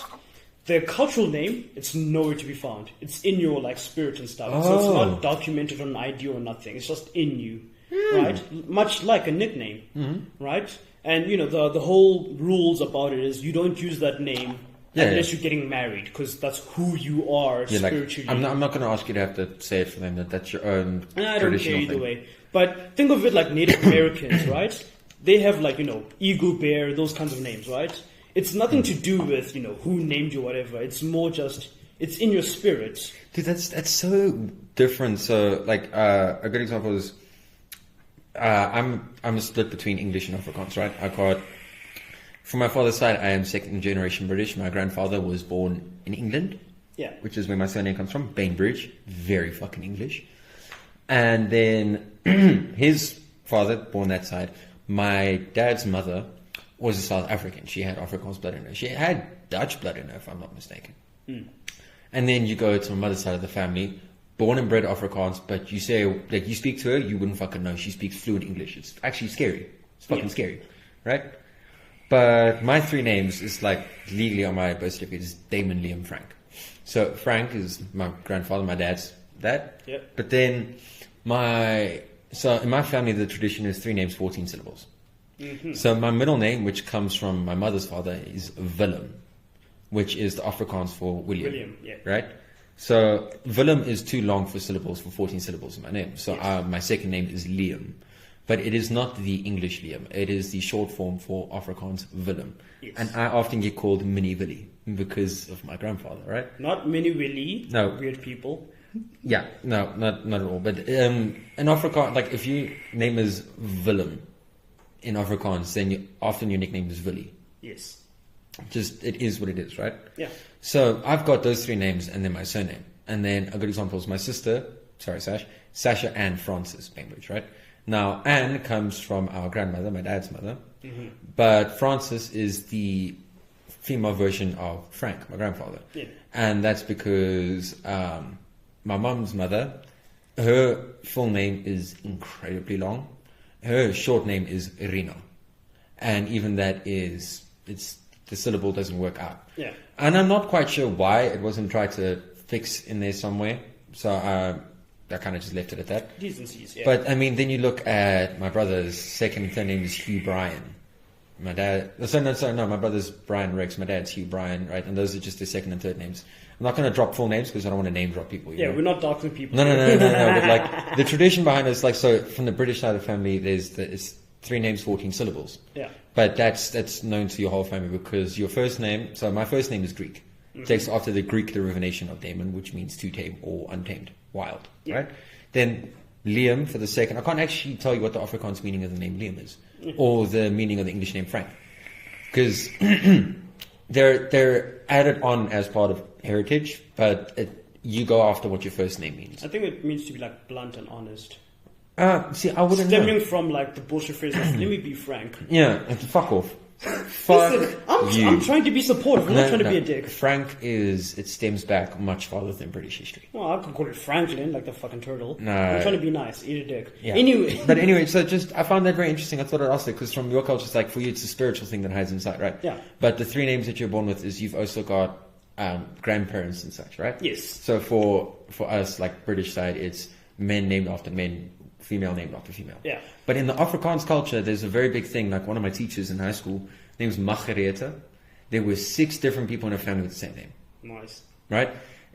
All of them was Margarethe, Magdalena, but there was a lot of Reetas at the end of the names. Hey, Macarena. Aye. Yeah. So, but sorry, intermission. I thought we would, talk about something interesting to calm down those fucking nerves. But genuinely, I wanted to share that about Brad before we got into it, just so you guys know. Yeah. You've got me, who's just had a very weird school history, which we'll talk about one day. And then you've got him. And he makes fun of himself all the time. Yeah, it's life, dog. See, the thing is, I don't get bent out of shape by a lot of things. Mm-hmm. And also, for those of you that are, worried about being sensitive, wake up every day, look yourself in the mirror, and say vile stuff to yourself daily. If you get used to it, and this is how I am, there isn't a single thing anyone can say to me that will hurt my feelings. Right? Not really. Yeah. I'm used to it. I've had every body type, right? I've been extremely fat as a kid. I've been asthmatic. I started working out. I was the picture of physique and athlete. I'm back to being, in the plush side of things, right? So, you can't call me fat, whatever. And I've been short my entire life. So there is no insult or whatever that will hurt me, right? And also, I'm in tune with myself personally. So get used to yourself, know yourself, and there's nothing that will hurt you, right? And also, fun fact, like black names, some do have English translations which have meaning, right? So my 3 names, Matandwa means beloved, right? Snatemba means we have hope or we have faith. Bradley, right, which I did do research on, means dweller of the broad wood. Fun fact. Right? And I just chalked that up to a traveler, an explorer, adventurer. Which derivation of Bradley are we talking about? Is this the English one? Is this English. Okay, so because as far as I know, there's also a German one. Yeah, no, I'm using the English one, which I chalk it up to someone that likes adventure, who explores. Dweller of the broad wood. That is like the Google definition. So I'm like, hey, someone that just likes adventure, and that's who I am in a nutshell. And for those of you wondering, right, for those of you passionate white people, there's a lot of you, fucking hell, that are like, why don't you use your black names? It is so much easier to pronounce and easier to explain. Because I went through 3 different schools in my life, right, where I dealt with white people, not in a negative way, but that couldn't pronounce either of my names, especially on paper. Because Matandwa has a silent H, and they pronounce that Mathunder. Nope, incorrect. So I used Natemba, which is S-N-E, Temba, right?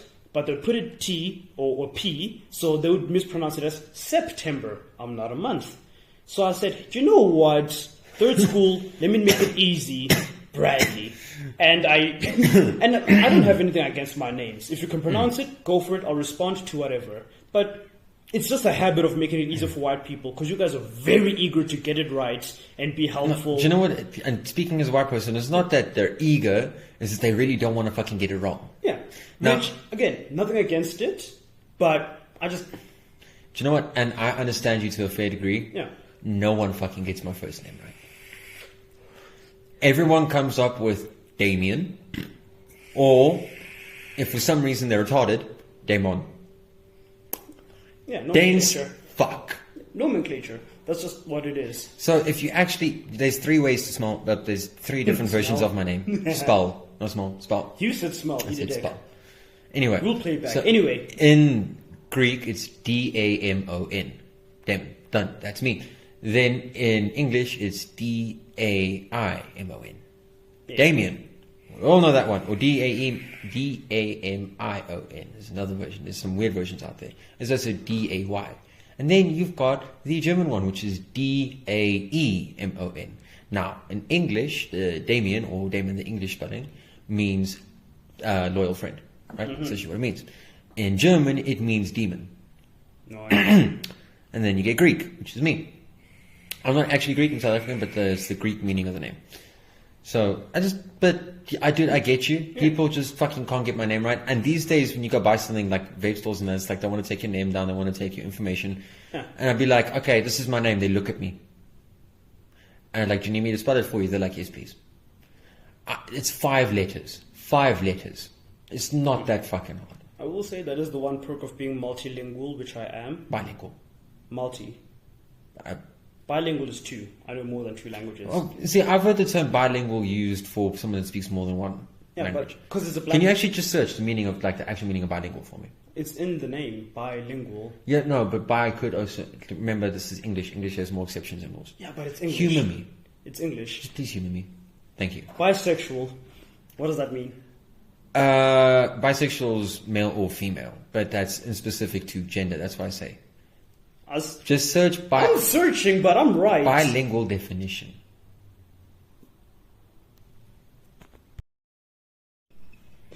Dick, I told you. Okay. Speaking 2 languages. Okay, fluently. 2 languages. Yes. That's why I say multilingual. It's an adjective that describes a person or community. Okay. Yeah. So bilingual, 2 languages. I'm multilingual, right? Is bilingual only 2? Yes. Bilingualism. Yeah. It's in the name. Bi. Bi is 2. Okay. Yes, that's my bad. I did ask you to humor me. I just wanted to see and for I sure. did, and I'm right, as always. Thank you. Anyway, back... Sorry to cut you off, but back to the topic. Hello. He's doing that thing again. Fuck you too. I'm being polite. This has actually happened to Brad recently.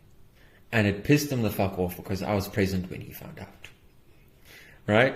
Now, this is not so much what people do in general. This is what happened to you specifically. Alright. Someone fucked with your car. And broke 2 things in your car. And fucked up a 3rd thing in your car. Now, for people wanting to know, the thing that got fucked up was the rearview mirror. I'm not going to explain that one. Brad can explain it to you. The other thing, one of the things that was broken, is this is an A3. So, but I just want, like, the center console, that what part of that was broken. I'll let Brad explain it. But the 3rd one, I want to speak on this one before Brad goes, because I need to explain this. This charger in his car. Charging cable, to be exact. The charging cable, the USB plug-in so it's a C-type charger. Or is it C-type or A-type? C. So it's a C-type charger, but the USB point plug-in. So the part that's like the USB part, right? Had looked like it had been chewed. I actually have it somewhere. I kept it as a souvenir because I laughed so hard. And the reason I laughed was Brad's rage. And from this point, I'm going to let you take over, Brad. Now, please understand, for every step of this process, I was right next to him. I got all of this in full detail. Take it away, Brad, please. So, your opinion on people that fuck with your car. See, here's the thing, right? And now, apparently, this is an ick for certain ladies. I am passionate about cars. Brad loves his fucking car. Very specifically, I'm extremely passionate about my car. I value my car more than I value my life. What Audi do you have again? I have a 2008 FSI engine 2-liter Audi A3. All right, it is one of those cars that you don't just what? Sportline? No, S-Line. S-Line, thank you. S-Line. Remember, S-Line came before Sportline. It is it is the luxury version of Audi. Funny enough. Brad loves his car, people. Brad is like, he doesn't let anyone, the only person I've seen him that touch his car is his father. Yes. And the thing is, it's also a 2-door, right? FSI engine. It is one of those cars that you don't just find anywhere. It is a rarity. It is a luxury. You paid next to nothing for what that's worth. Yeah. And just, that thing fucks off. And the thing is, one, I love cars. It is a full manual 6-speed gearbox with a top speed of 260 that can comfortably do 180 like it's nothing on the freeway. It is... Dude, you've clocked 180, from 0 to 180 and back to 0 in a 200-meter strip. It is... And that's not even a fucking joke. I watched that speedometer and in a 2-meter strip, back, 200 meters. With an FSI non-turbocharged engine, pure, naturally aspirated... Fuck, you drive it like it's turbo. Yes. All right. I love cars. I love to drive. And my car is my baby, my darling, my first love, my everything. All right? And then he takes it to the car. Listen, I will say this to my wife if I somehow miraculously get a wife, right? Baby, I love you, but you are second only to my car. Because I wouldn't be with you if I didn't have a car, and my car took me everywhere. All right? Now, I take my car to the car. Now, this has made the 800-kilometer trip to the other end of South Africa. Oh yeah, this car has gone miles, by the way, and it still runs like a dream. Probably clocked 100,000 kilometers at this point. 290,000. 290,000 kilometers. Yes. In reference, that's well over 300,000 miles. Yeah, I have owned my car for 3 years. No, it's somewhere like this, 300,000 miles. Yeah, somewhere there. So, I love my car to fucking death, right? So, for frame of reference, I'm in a different province, right? I visit my mom, I have fun, I drink with some friends, I meet up with a cousin I haven't seen in a long time. Fall asleep in the back of your car. Alright, shout out to Z, alright? You're awesome. Have fun, my darling. Hope life treats you well. She just graduated from university, funny enough. Oh, fucking congratulations. Yeah, so good for her. If she does end up listening, well fucking done. No, she's not. But anyway, right? So for those of you that don't know, right, I drove to PE from Gauteng, which is roughly an 800-kilometer drive. If I'm not mistaken, you're going from Four Ways, which is about 30 kilometers closer than we are. Yeah. You're looking at about an 820-kilometer drive. It is a 10-hour drive. We're looking about 850 kilometers. Yes. I could be wrong. We could be closer to 900, but we'll average 850. Yes. It is a 10-hour drive. My car is full manual, no cruise control, nothing, 2008. That's 10 hours with light traffic going through toll gates. Yes. If you go around toll gates and still deal with traffic, you can make it in 8.5, 9. If you're doing 2 pit stops. If you're doing 3 pit stops, it's about the same amount of time. May as well do the fucking longest is 12 hours and 45 minutes. Anyway.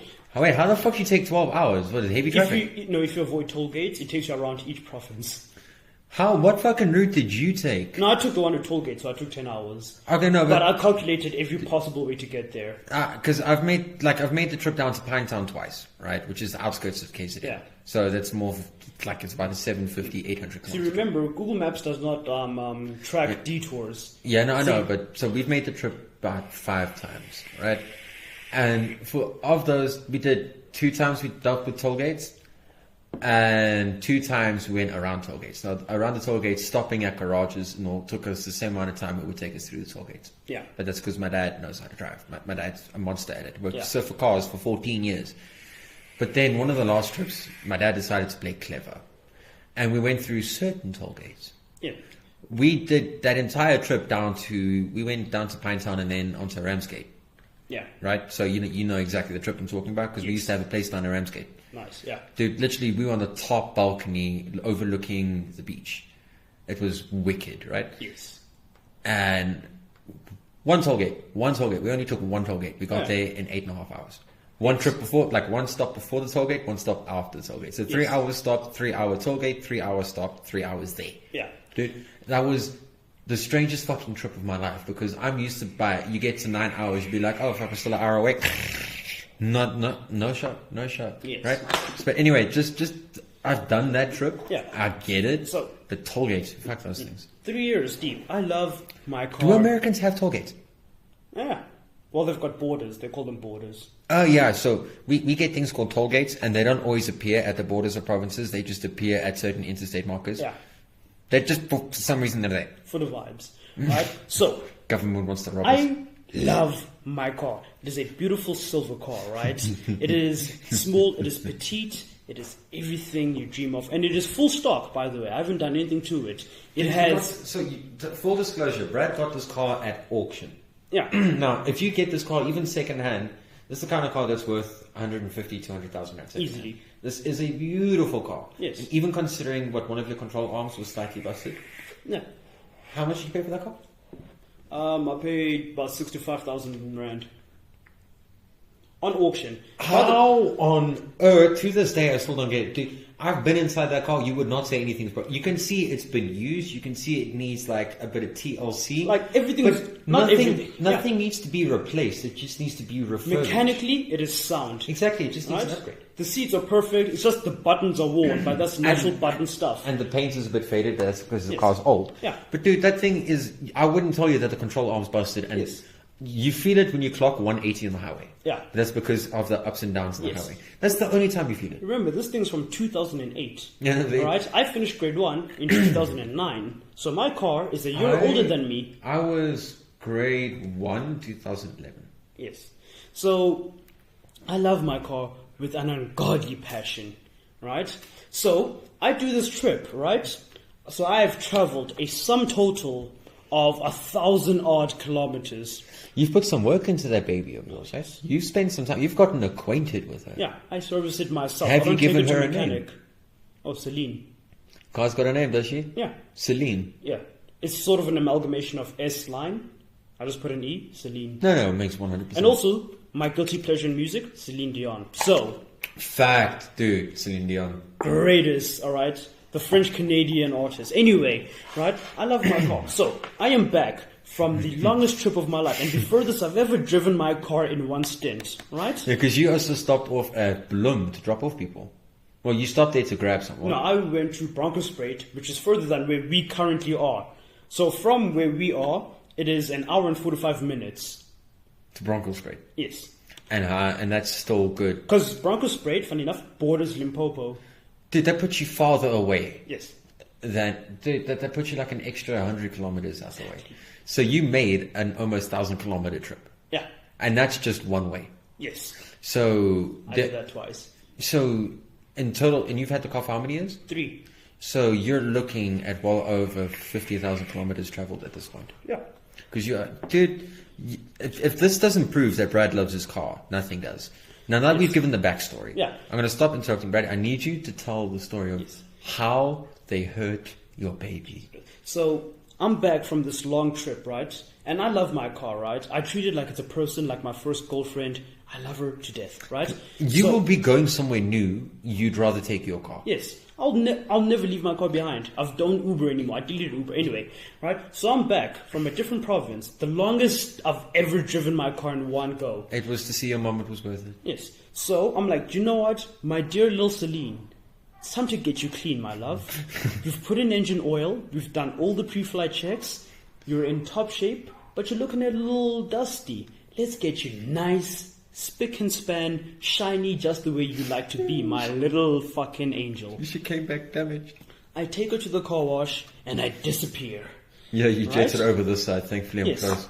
Now, I've been to this car wash a few times before, so I haven't had any prior issues. And to be fair, it's right by your job as well. So. Yes, I work right around, not around the corner, I work there. Same center. Yes.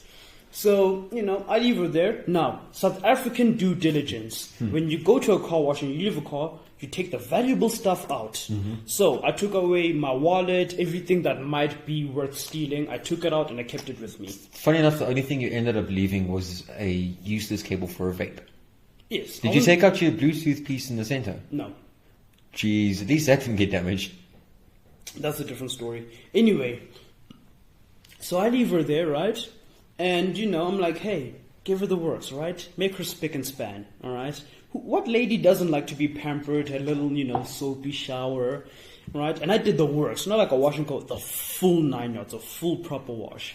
She gets washed, and then it's time to get my car. I'm walking back, I'm all giddy inside, right? The same way you look at your beautiful wife and or girlfriend when she's dressed up in that beautiful outfit with all her pretty makeup, nice hairdo. The same way I look at my car when it's freshly cleaned. And what was so sad is while you were waiting for the car, you met like an old homie that you hadn't seen in a while. Yeah. And you and him got stuck chatting for a bit. Yes. And I'll never forget the instant, I won't steal the story, but I need to understand the facial expression. The instant change was comedy gold, more gold than my microphone. Dude, listen, so I get in my car, alright? Mm-hmm. I'm inside. I close the door. Everything looks beautiful. And then I climb in next to you and shit. Right? And then, so we still had extra stuff to buy, right? Yeah, we needed stuff. So, I drive around the corner just to park it. I look down. No, I don't even look down. I look up at the rearview mirror. That bitch is at a 90-degree angle. It's been fucking rotating. Dude, so for those of you that have cars, you know how, rearview mirrors sit. For those of you that don't know, it's supposed to be parallel to the fucking ground. That bitch is horizontal, like the line in the middle of the H. Alright? Flat. This bitch was fucking skew. Right? Like it was dabbing on the fucking haters. It was sideways. They had rotated it to not a 45-degree angle, like an 80-degree angle. Yes. No, here's the other thing, right? I'm quite short. Right? I'm 5'1", shorter than Kevin Hart. So my seat is quite close so I can reach the pedals and everything. The dick left it as far back as humanly possible, so I couldn't reach my pedals. So I gotta readjust myself, reacquaint myself with my car, right? Like we're meeting for the first time. I see the rearview mirror, this bitch sideways, alright? It's doing the fucking lean, alright? It's dabbing. So I'm like, how? Right? What part of the cleaning procedure? And I've washed my car by hand by myself before. It's the greatest bonding experience. It's like shower sex. It's you and your darling both getting soapy together. Right? No point have I washed my car and moved the rearview mirror. Alright? There's no need for you to get there. And that was the least fucking... Yes. So that was the first thing I noticed. I'm like, what idiot doesn't know? Also, they didn't put it back. They just left it as that. So disrespectful, by the fucking way. Right? So anyway, right? So I fixed that up, right? Now, I had my phone and my vape, as always, right? Both C-type charging. I'm like, hey, maybe let me put one of my things on charge so that when we drive back, I still have some battery left. I grab my cable. The one demon he's talking about that he has as an heirloom.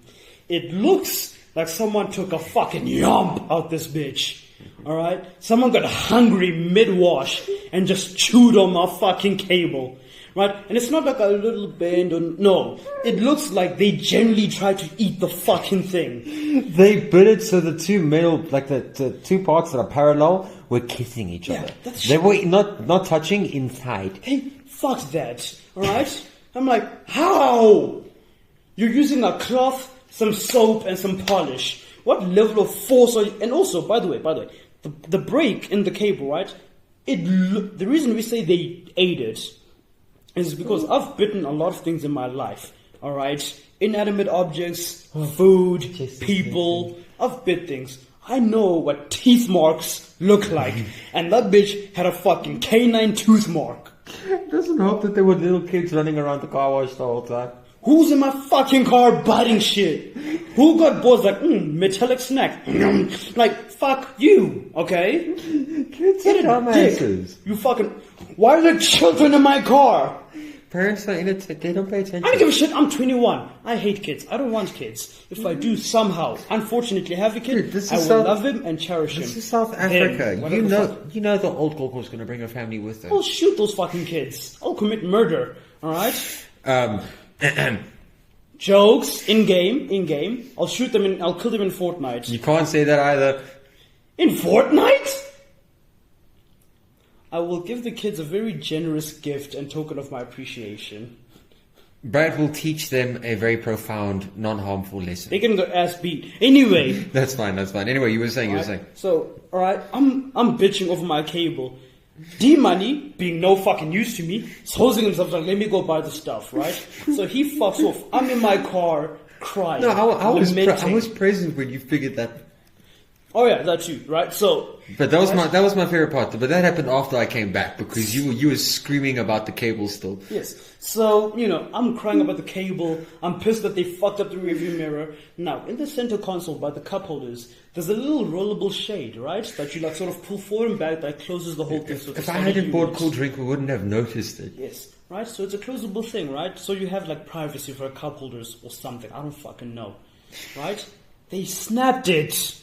They broke it. Now, not broken as like into pieces and they could take it out. Yes. Literally, open the thing all the way, cut it in half at a specific point. That's what they did. Now I want you to listen to me close. It was perfectly broken. It is a flexible piece of plastic.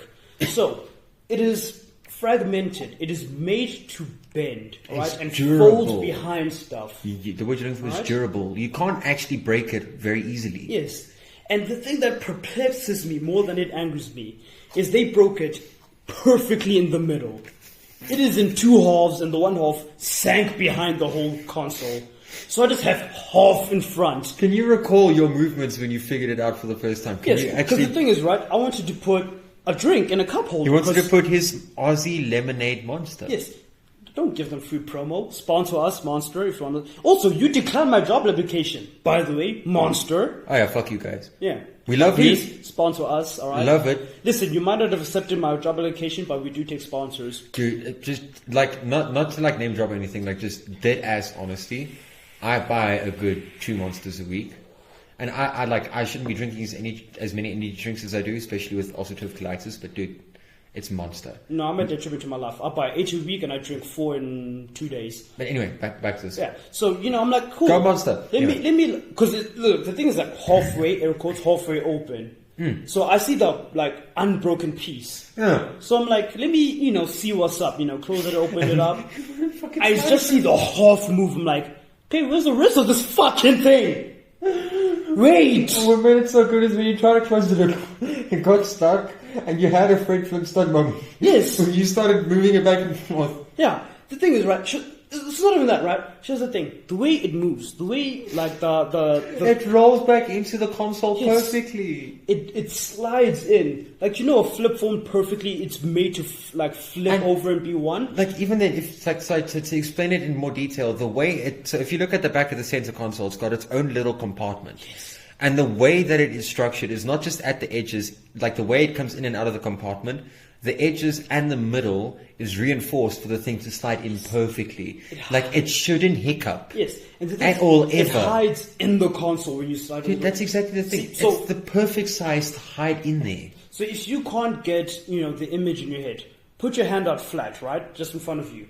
Now slowly close from your fingers to your palm and make a fist. That's how it moves, right? It completely rolls perfectly. Well, it's made it's made flexible, so it can do that. It rolls down behind the console and then rolls. Yes. So another good description is, if anyone's seen Kung Fu Panda 2, those moving walkways, those like traily things. Yes. It rotates in that curve pattern like that. Yeah. That's essentially what you're after. It could have been moved out of the way. Yeah, it folds underneath and then it comes back and it folds. But yet, by listen, I was a dog shit child that found a way to break every single thing. Alright? If something said, hey, can't be broken, I was that fucker like, observe. I broke shit. Alright? I still break shit for a living. It is fun. Never in the fuck of my life could I imagine breaking that. Listen, now I love my car with a deep passion, and I've done a lot of things in my car. Alright? I have crawled seat to seat like I'm playing musical chairs by myself. I have slept in my car. Alright? Have you beaten me? Yes, obviously. No, that car is surprisingly spacious, I will say. Oh no, dude, I'm I'm 6'1.5", 6'2". Yeah. I fit in the front of your car very comfortably. Like for a 2-door, coupe. No, it's not a coupe. No, but it's a hatchback. For a 2-door hatchback. You could fit 2 people my size and 3 people your size in there. Yes. You could put like 3 short people in the back, 2 tall people in the front, and it still wouldn't feel crap. 4 people in the back. Well, yeah, 4 short people, yeah. Dude, so going to pee and all that. Yeah. Right? The people in the back. Sorry guys, I've got a lot of the interruptions. We'll come back to the story without all the interruptions. But no, just to give context on how much space, right? The boot, alright, or the trunk, Americans, right, was filled with 4 suitcases. And I'm talking like travel size suitcases. Are we talking about a week stay, or are we talking about I'm talking a month. So this doesn't go into carry-ons in an airport. No. This goes into the belly of the plane. Yes. 4 of those in the trunk boot. It fits those without any hesitation. We're looking at 25 kg bags. Now, the back seat, it has my grandmother and 3 children under the age of 10. Yeah, no, but see, they're tiny and thin. They don't take up that much space. These are children.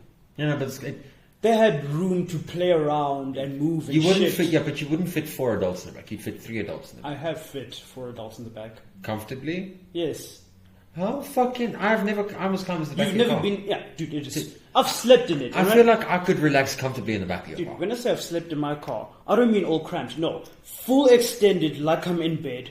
Legs spread and But to be everything. fair, you can fold down the seat, so you can create some mega space. Yeah. Dude, the car is spacious. Yeah, no. Short bastard. Trust me. Alright? Do you know what? My car is here in your yard. Yeah. Do you know what doesn't help is my dream car is a 2-door with virtually no backspace. Dude. Can you imagine me fitting in a GT86? After we record... No, that's impossible. I can make it work. See, after we record this, right? I'm going to show him he can, outstretch. You'll be diagonal, but you can fully fit in my car. I could probably get very comfy with one leg stretcher underneath the seat, the other one raised like this with my elbow on it, leaning against the corner. Dude, I could get comfy in there. So, it is a spacious car. It has capacity. Anyway, the thing is, listen. So, to rewind, to rewind the story, to get everyone back on track without interruptions. Yeah. Brad took it to the car wash. And after that, we walked back, we climbed into the car, and Brad had noticed that A, his side view mirror was fucked. B, his seat was in the wrong place. Yes. And C, just as we were, as he turned the car on, his cable was fucked. And by then he was in a foul mood. Yes. So I go into the shops and I come back. And as I hand him his Monster and he opens the side console, because it's half open so you see the one cup holder, not the other, he pushes it back and it doesn't go. So he pulls it forward, as any person's like, oh, okay, maybe I just need to pull the whole thing forward. Yes. And as he does that, half of it opens. And the look of incredible confusion and growing anger on Brad's face, that must have been the look on the Vietnamese when the Americans shot them for the first time. Yeah. True hatred, you were ready for war. To describe it from the outside, you could see on Brad's face, the thought was, who the fuck damaged my baby? Although I might be described as an angry person, I'm very jovial, alright? So a lot of friends and family... You're comedic. Yes. And I say, a lot of friends and family haven't seen me actually upset. So when people see that look on my face, it is a genuine surprise that I can get that upset.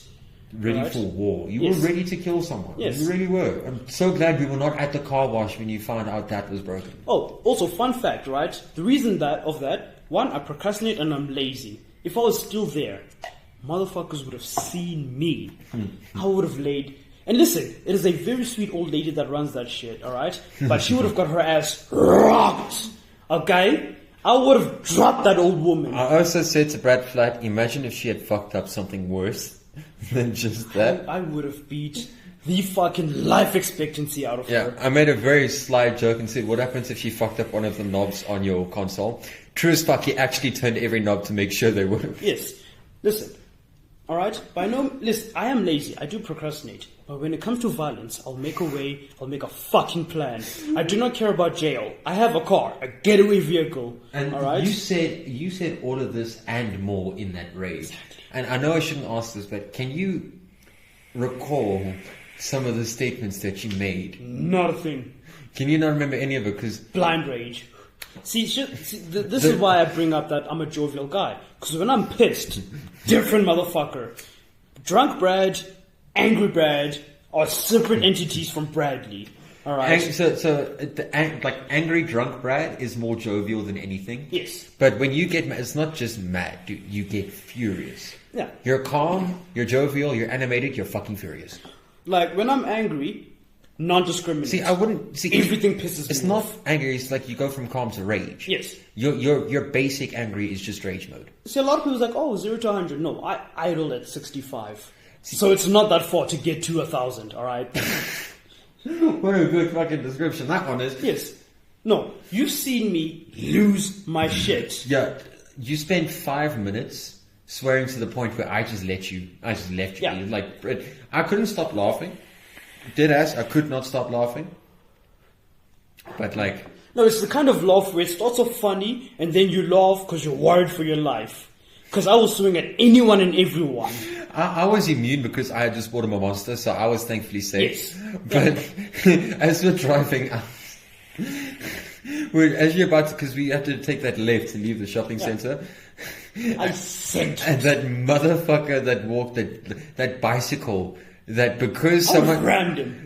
I love how, and so full disclosure, Brad's waiting and a car drives, like that car had right of way, so Brad lets them go, and a bicycle at the last second cuts in and goes behind that car, and Brad gave 0 fucks.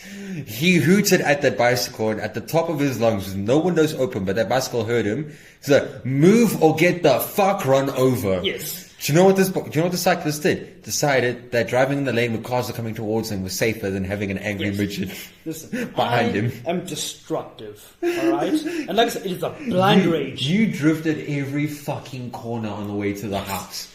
And there's more than one complete right hand. Yes, with several speed humps in the way. And lots of fucking potholes. We could have flown, alright? You flew over potholes, they didn't touch your car. When I'm pissed, alright, it's a different level. That car didn't touch a fucking speed bump. The suspension on his... When your Audi's clocking 180 and you're taking a slight curve and it doesn't touch a fucking speed bump, even though there's clearly one there, I went from worried to be like, okay, I can... This is fucking Need for Speed. I'll be fine. Yeah, I drive like I'm auditioning for Fast and Furious, alright? When I'm pissed. Listen. And what was so frightening about it is you're normally quiet when you drive. Not then. Yes. Every moment of that trip, you were raging. Everything sets me off. The one person that was slightly too close to the road when you were taking the first bend. Because for those wanting to know, the sidewalk is on the inner side of so when you take that bend, the sidewalk is big enough where if you're not on the side, you'll be fine. But because of the way the cars drive, the side view mirror is dangerously close to anyone walking on the edge. Yeah. And Brad lost his shit with this old, fat lady that was so close to his car. And he's like, lady, I will feel sorry for you if you dent my fucking mirror. I will sideswipe you and still blame you and beat you up for the... Why were you in the way? He went on this 5-minute description ending off, and I'll wheel spin my back tire over the remnants of your fucking skull. Yes. Alright, I will do my first ever burnout on your corpse. I will bludgeon you with my exhaust pipe. Right? Alright? Hey, listen how... So this happened like a month or so ago now at this point. This happened at the beginning of the year, the very beginning of the year. So it's almost 3 weeks now. See how angry he gets when he thinks about it. Yes, because fuck all of you, alright? Listen, so I don't know about everywhere else. South African, laws of the road. Pedestrians have right of way. I do not give a shit. So Russia's exactly the same. It doesn't matter what the fuck's going on. There's no zebra crossings or anything. Yes. Person's there. Car crashes into them. Car pays for it. Yes, but here's the thing, alright? Are you really gonna play chicken against a 2-ton vehicle moving at 180 kilometers an hour? And that's not even a joke. This is this stretch of the road's maybe 250 kilometers. So you take a downhill right-hand turn onto the road. Meters, not kilometers. Meters, sorry. 250 kilometers. 250 meters, that's my bad, right? So you take a sharp right-hand corner after a downhill. Yes. And you take a slight curve. So at the end of this 250 meters, you've rotated maybe 45 degrees. Yeah. And it's a slight curve like that. And then you take another right-hand to go uphill and then levels out at another left-hand turn.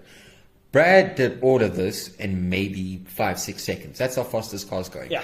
Flying over a speed bump halfway through the curve between the downhill and the uphill. Yes.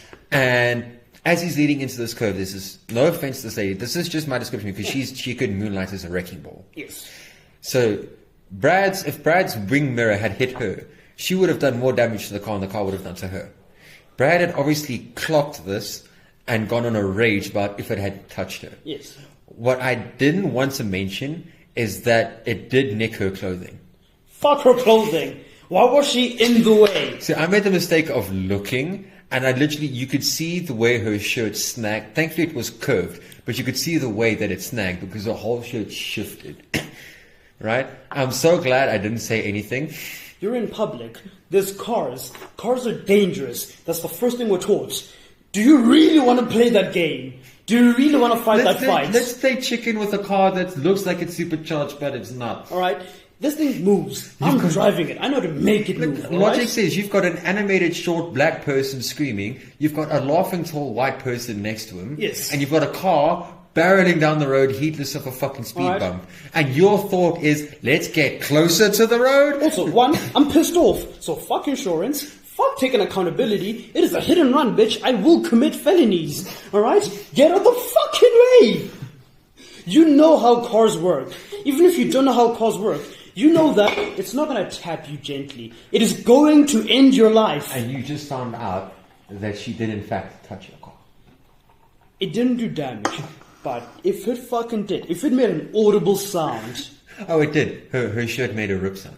Yeah, but you were close to that sound. Don't ask how I know this. There was no music playing, which there normally is. The outside noise was ridiculously loud. Yes.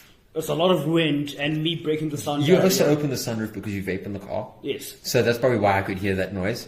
But whatever, I don't know if her shirt had a zip, like if it was a jersey or something. There was the pink, like it had ripped something. I'm going to check my mirror now. If it has a scratch on, I'm hunting that lady down. You're looking just under the light.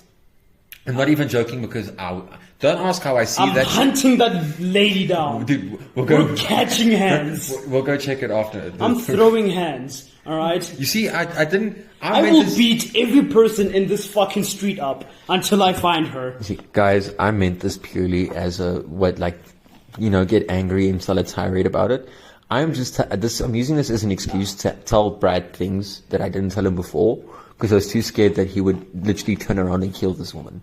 I will! I might have, alright? Also, fun fact, if we do end up dating, ladies, hit me up how you do and how you live it. If someone's gonna be like, yeah, that's the man for me. The angry black guy yelling and threatening to fight old people. That's my husband. Hey, there's a woman out there that like a violent man. Just for what it's worth, he will do the same thing to any person that happens to fuck with his woman. Oh, I don't discriminate. Yeah, if you touch my lady, you don't exist anymore. I will erase your existence. Alright? Look, in spite of what he said earlier on in the episode, right, misunderstand, when Brad loves someone, they hold the same economical standard as the car. Yes. If she gets damaged, it's like someone damaged the car. If the car gets damaged, it's like someone hit his wife. Physically, emotionally, spiritually. Right. If someone didn't say hi in the right keynote, in the right tone, I'm uppercutting them. I've actually seen someone, like, I was in the car with you and someone took one look at your car with a disdainful look. You actually rolled down your windows like, what the fuck are you looking at? Yes. Alright, listen. It's not even a joke. Yeah. Same shopping center. Dude was standing outside the Pedro's. Yeah. And he opened his bag. And this is a well-dressed guy, so you can tell he probably drives a Bucky or something. Yes. And this is no discrimination, right? This is a black man. Another black man. Yeah. And I'd say, what, he was in his 30s? And he stands there well-dressed. And he sees us take the corner. And you just see, he stops what he's doing. And he looks at the car, like tips his head down and gives it this look. And Brad, being the driver, lowers the window on my side. And because he's driven the road 100,000 times, he doesn't look where he's going. He looks straight out the window. It's like, the fuck you looking at? Yes. And the dude very fucking quickly looked the other way. Right. I am, apart from angry, very passionate. Alright? But dude, you gotta know, you got a beautiful car. Who the fuck judges something like that? Exactly. Yeah, it looks old. Have you climbed in the fucking It's thing? a one-of-one. Leather seats. Alright? Rear seats drop and down. This is not perforated leather seats. This is Oxford leather Oh seats. yeah, this shit's pure. There's no dents, there's no broguing, nothing. It's, and I speak from sitting in this car, right? When it's hot, that leather's hot, but it's comfy as fuck. When it's cold, you sink into that chair. When you're going 150 kilometers an hour, you could not ask for a better seat. And the best thing about having an FSI engine instead of a turbo, it is quiet. You know, you don't hear a whine. You Yes. just hear... I love hearing that throttle on the engine because you hear those cylinders fire. Yes. And every time that misfire beats through the exhaust, you feel it. Yes. Right? If you put a other engine that you mentioned, right? I'm not good at the engine name, but when you got the other one, the add-on, right? Yes. You hear that whistle from the front Cheers, more right? than you hear that backfire at the back, right? Yes. And that backfire at the back for me is so genuine Right. because it's something that electric vehicles don't have. Yeah. So when like driving down to my mom's parents' place, dude, when you pass my parents on the highway, dude, and you you change into fifth gear, and there was that slight backfire because the misfire in the engine that happens Yes. sometimes. Dude, that sound, even you went "Woo-wee," and you fucking took off. Yes. Right? My point from it is, I love that sound. Everything about it's perfect. The gears are smooth as butter. I still can't believe because the look on that guy's face was not disdain. He's like, ew, you drive an Audi. You could see that was the look on his face. Yes. And he's probably one of the people that said it that way. He's the one that says Audi, not Audi. Yeah. That for the reference, that's why I said it that way. I know it said Audi. Voorsprong Dutch technique. Yeah. Been there. I know it. I love Audis too. But you could see he's one of the fuckers that called it an Audi. Yeah. So this is the thing. And the reason you get so angry about someone looking at your car before. No, because fuck him, alright? It's a beautiful thing, alright? And people have preferences. I agree, no, but fuck preferences. Even my old-fashioned, staunch Afrikaans grandfather took one look at your beat-up, slightly rusted Audi. And sun damaged. Faded. It's sun damaged. We'll say faded. Faded is a better word. Rusted's the wrong word. It's just faded, right? Sun damaged. Sun damaged, right? The silver isn't as silver as it used to be. You described in detail to my Opa, right? And he's a hard man to impress, but even he's like, he fucking loves an Audi, right? Yes. Afrikaans man. This comes from the Dutch era. No joke. Yeah. This man, Brad, has just impressed him with a shit-looking car, and then you get this random black guy. Look, fuck that guy. Listen, everything about that car, I love my car, alright? The gear shifts are smooth as butter. And I'm sure D has seen me shift gears. I don't use my whole hand and grip it, no. It's legit like I'm using a joystick on a car. I use my thumb. Let me explain the control Brad has over this car. We're now looking at a 2-lane road with about half a meter extra because it's a residential neighborhood, Brad. This is up the road here. After you dropped off your dad and you came back to fetch me, right? Yeah. You're facing the opposite direction.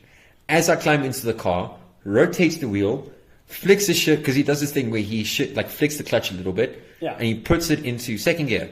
That's all you did. Yes. You rotated the steering wheel and you held on the accelerator. Yep. And the car was maybe 5 inches away from the rim hitting, because you rotated the whole fucking car in that lane, and you were maybe 3 inches off from hitting the concrete on the side, but you didn't. And the second you cleared that, you just let the wheel do it. Brad, you control that car like you're in a fucking racing game, right? When Brad did this all smooth, right? Now, I have very wide peripheral vision. It's something stupid like 190 vision, which is, so I can see, which means my eyes are slightly protruding more than they're receding. Yes. So if someone holds a finger in line with my ear, I can see it, but I can't see past that. That's the basic description. Yeah. So I'm looking forward, and I see Brad doing all of this, and I just look, and he has this thing he does with the clutch, and I mentioned it before. When he's gearing up quickly or gearing down quickly, he does this thing, and I call it a feather flick, because that's what he does. He uses his thumb and he flicks it forward twice, like it's a joystick. Yes. It's like tuk tuk, and then he fucking flies through it like Need for Speed bullshit. Yeah. It's called a throttle blip, where you rev, the shit out of a car, and then you put it into the. We're on the fucking highway. You're going 120. You're going into fifth gear. Don't ask why he's at 120 in fourth gear. Don't fucking ask. He just makes it work. Yeah. Right. But then you see flick, shift, and you just feel the car dig into the ground and take off. Yes. But if I happen to see your arm double twitch, I'd be like, okay, sink down, because the car's about to take off. Yeah. And he does it quite regularly, because he upshifts and downshifts often, but you stay above 120. Yeah. And technically, everyone in South Africa does it. So cops, fuck off. Yes. Nice knowing you, but fuck off. Yeah, go away.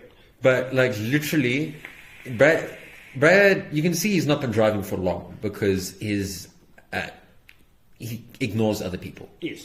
Bluntly. Yeah. But the way he's mastered driving a clutch is envious. Because you literally, whatever the fuck you want to call it, right? You've trademarked it with the way you flick it. Yeah. Because you don't use your whole hand, you don't flick it with your wrist. Yeah, I don't shove it into gear. The muscle in your arm twitches because you tap it with your thumb. Yeah. Your finger, he treats it like if he's putting his hand over a pool ball to shoot a shot, right? Yeah. His 4 fingers sit over it like that, but his thumb hooks back. Yes. And he taps most of it with his thumb. His forefingers come into play when he's quick shifting, because then he grabs it, but then you also rotate your hand around it a little bit. Well, you don't sit it on like this. You reach around and grab it like this. I go under. Yeah, because when you pull back, you reach over it like this, but the second it's back, you flip your whole wrist movement and you're pushing with your wrist. Essentially, right? I don't use like full force, so he doesn't keep his hand locked on top. Yeah.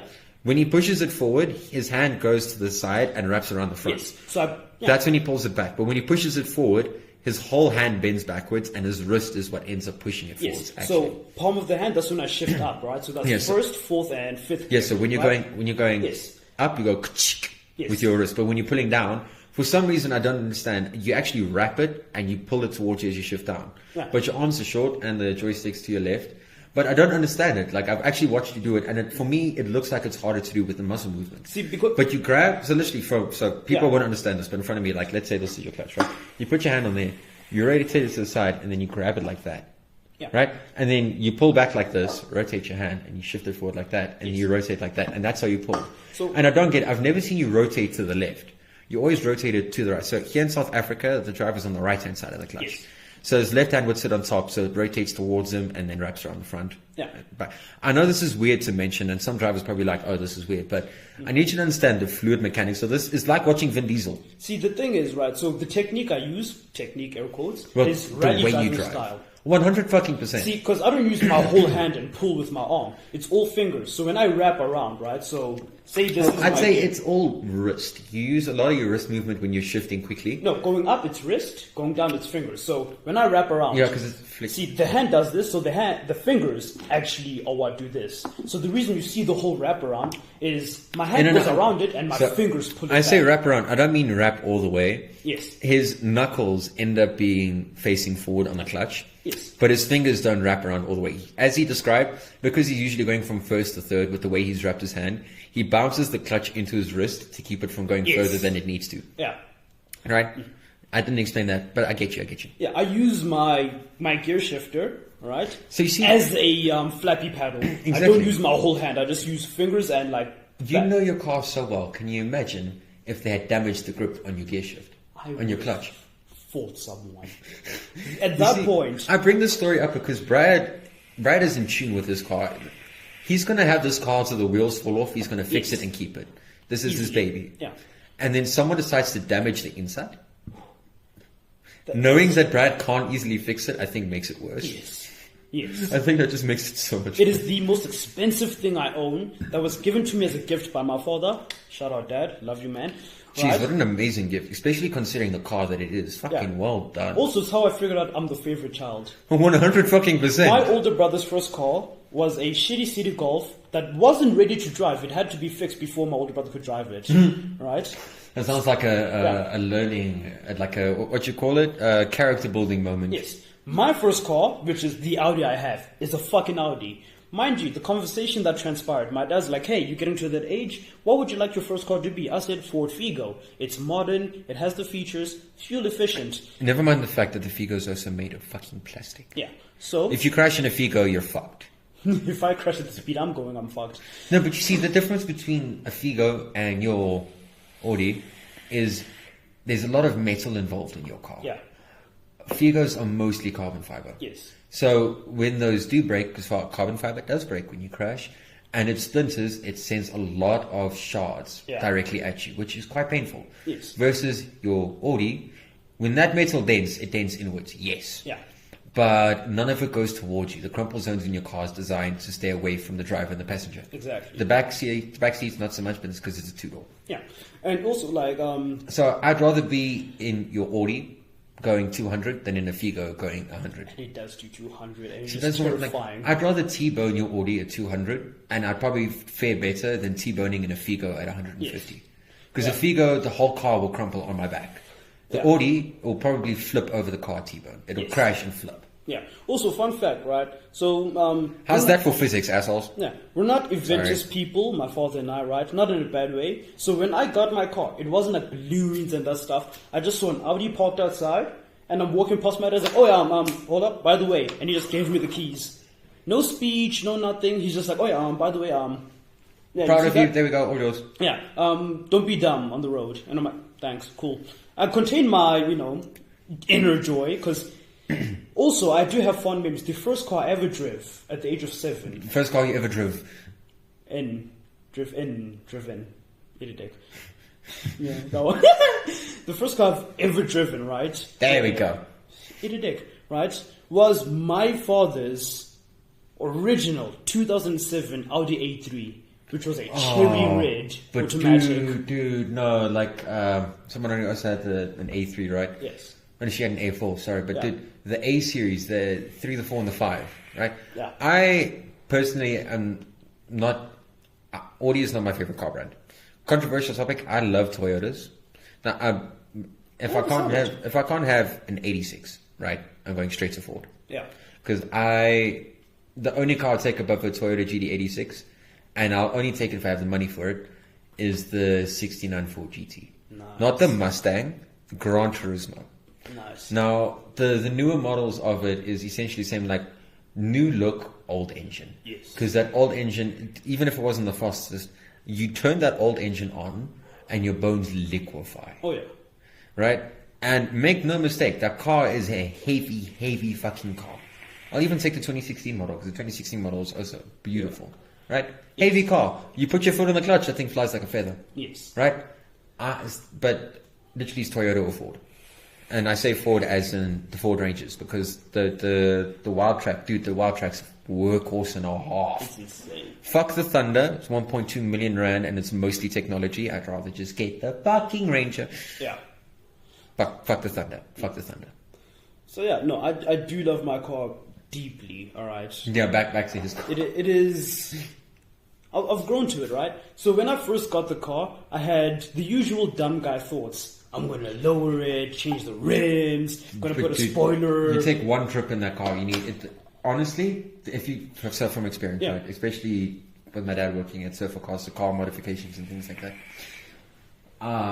If I had to genuinely make modifications to your car that would make sense, is I would extend out the caps, so the bumpers over the wheel, the front and rear fenders. Yeah. I would bring those out because it gives you an option to put stronger, wider wheels on it, which is something I think it needs. Not really. No. It has race spec tires and wheels. That's the point. It's same spec, but pull it out a bit. So, people are doing it to M3s quite a lot. Yeah. If I had to make modifications, right, I would do that one, just because even though it's unnecessary, it would enhance the grip and the downforce of the car. Yes. 2, I wouldn't put a spoiler on. No. But something that 86s do quite often in stock is they've got that little flush tail at the end, right? Ducktail, yeah. So you've actually seen, I put it on the GT in Need for Speed, NFS Payback. Yes. Right? So I wouldn't put such a long accentuated one on. I would put a much shorter one on. I keep it a hatchback, but I would put something like that on. But I would keep the color scheme. I would make it a matte cream gray. But as I say, so for those wondering what I'm saying, right, is you pull out the wheel housing an extra 3 inches, so it gives you a wider wheelbase, so the car holds the ground steady. But you keep the racing tire specs and the suspension, so the car's weight sits around, like the center weight's the same. It's just got a wider grip, right? Yes. After doing that, you're adding a short tail to the top, not to force down pressure, but to increase the slipstream that it can create. So that's one way of looking. Another way is, because of the way it shapes it at the end, it creates a little like bullet tunnel. Yes. So it penetrates going forward easier. Yeah. But it also has the added benefit of pushing your car down, and with the wider tires, it creates better downforce. Yes. So that's why I wouldn't go extreme and pull it out like 5-6 inches. Yeah, no, I would do maybe 2-3 inches. So bring the tires to where the outside of the bumper is now. Yes. And then keep the distance the bumper from the tire is in that distance. Yeah. That's what I would do, just because it also gives it a meaner look. Yeah. But you don't need to change any of the other parts. Yes. Like the front bumper and the bonnet, the roof, all of that needs to stay the same. You could probably benefit from changing the diffuser at the back. But that's because if you're pulling the car out a bit wider, you will need to reshape the back end, especially for the exhaust. Yes. But that's just the kind of thing that happens. But because you're pulling it out, it just gets modified to the same length, right? Yes. But that's about it. I wouldn't change any of the internals of the car because it doesn't need to be changed. If you wanted to really pull it out, I wouldn't put a twin turbo in. I would put a singular turbo in. Yes. But I know there's a difference between a whistle turbo and a different type of turbo. Well, whistle turbo is a turbo with removed safety components. So if you remove, like, there's a seal on the outside. If you take that out, it's basically the dampener. The so way if you I take know that it out, is, it's like excess air. the way I've heard about, so I know there's a difference between supercharged and a turbo, right? Yes. But because I've come across it a lot, you get a throatier sounding turbo sometimes. Yeah. So I don't know what the difference is, but I would put the throatier sounding one in. That's more just for extra sound than anything. That's more the size of the turbo. So Yeah. the bigger it is, the more air it sucks in, and that's actually a result of the intake. Sort of just absorbing the air. So that little whoosh you get. What's the engine on your Audi? Sorry to just talk about cars in this last bit, but Yeah, you guys. can dig. We love cars. So it's a standard FSI 2-liter engine. Yeah, pistons. Right? Pistons. It is V4. It's a 4-cylinder. Yeah.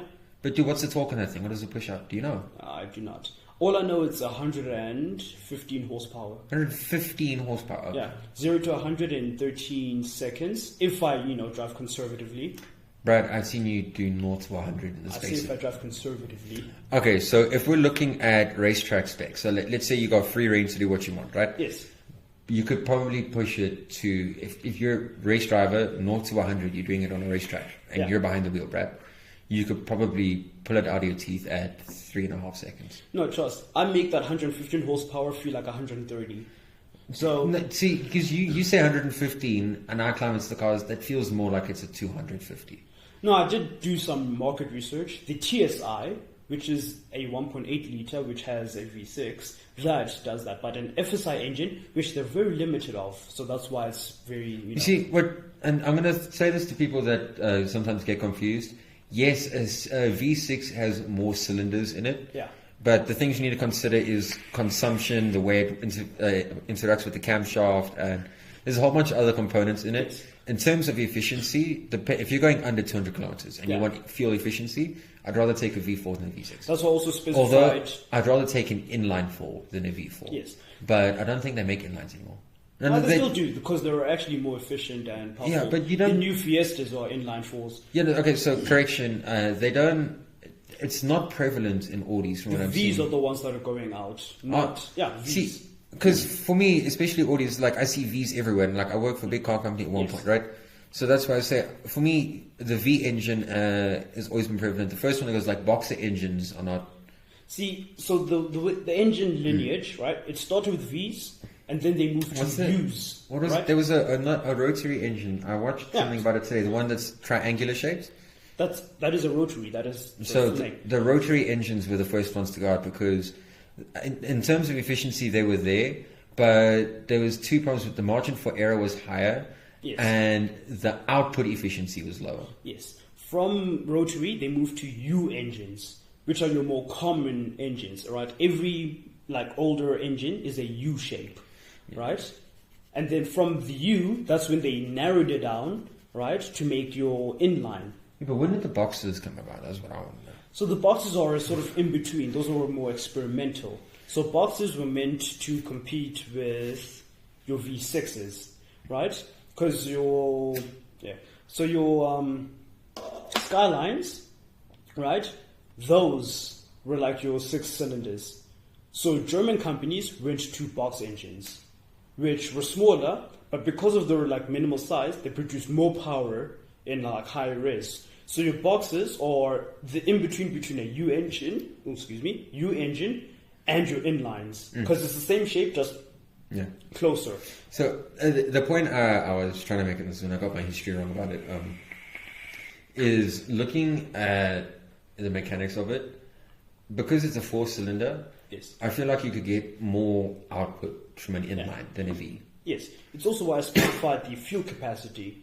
See, because that does a lot. So if I want a V engine, I'll take a V6 or a V8. Yeah. But if you're going up to 10 or 12, I'd rather take a W engine. Which are still new and rare. But so the Ws you mainly see in Bugattis and such. Yes. The Veyron and the Super Sports and that got up to W16 engines. Yes. So W16 is... Devil 16. Yeah, it's 2 V8s essentially. Yeah. And they have to put it in the back of the car because it's fucking humongous. But that's why I say fuel capacity matters, right? Yeah. Because I've seen S-lines that come in 1.4, 1.8, right? Although the engines are quite similar, because mine's a 2 liter, it uses more fuel to produce more power. Well, what's your liter per 100 kilometers if you're driving at 100 kilometers? Do you know? I do not. So you don't know your mileage output? Because most cars will tell you, so say 7 liters for 100 kilometers, things like that. Mine right? just does a full range. So on a full tank, I can get about 700 kilometers. How many liters you say? 700. 700 liters. On a full tank of fuel. Then it's how many liters a tank? That I don't know. It's around 50 odd liters. That's the fuel capacity of it. 50 odd liters, you say you can get 700 kilometers out of it. Yeah. That's driving conservatively like a normal adult.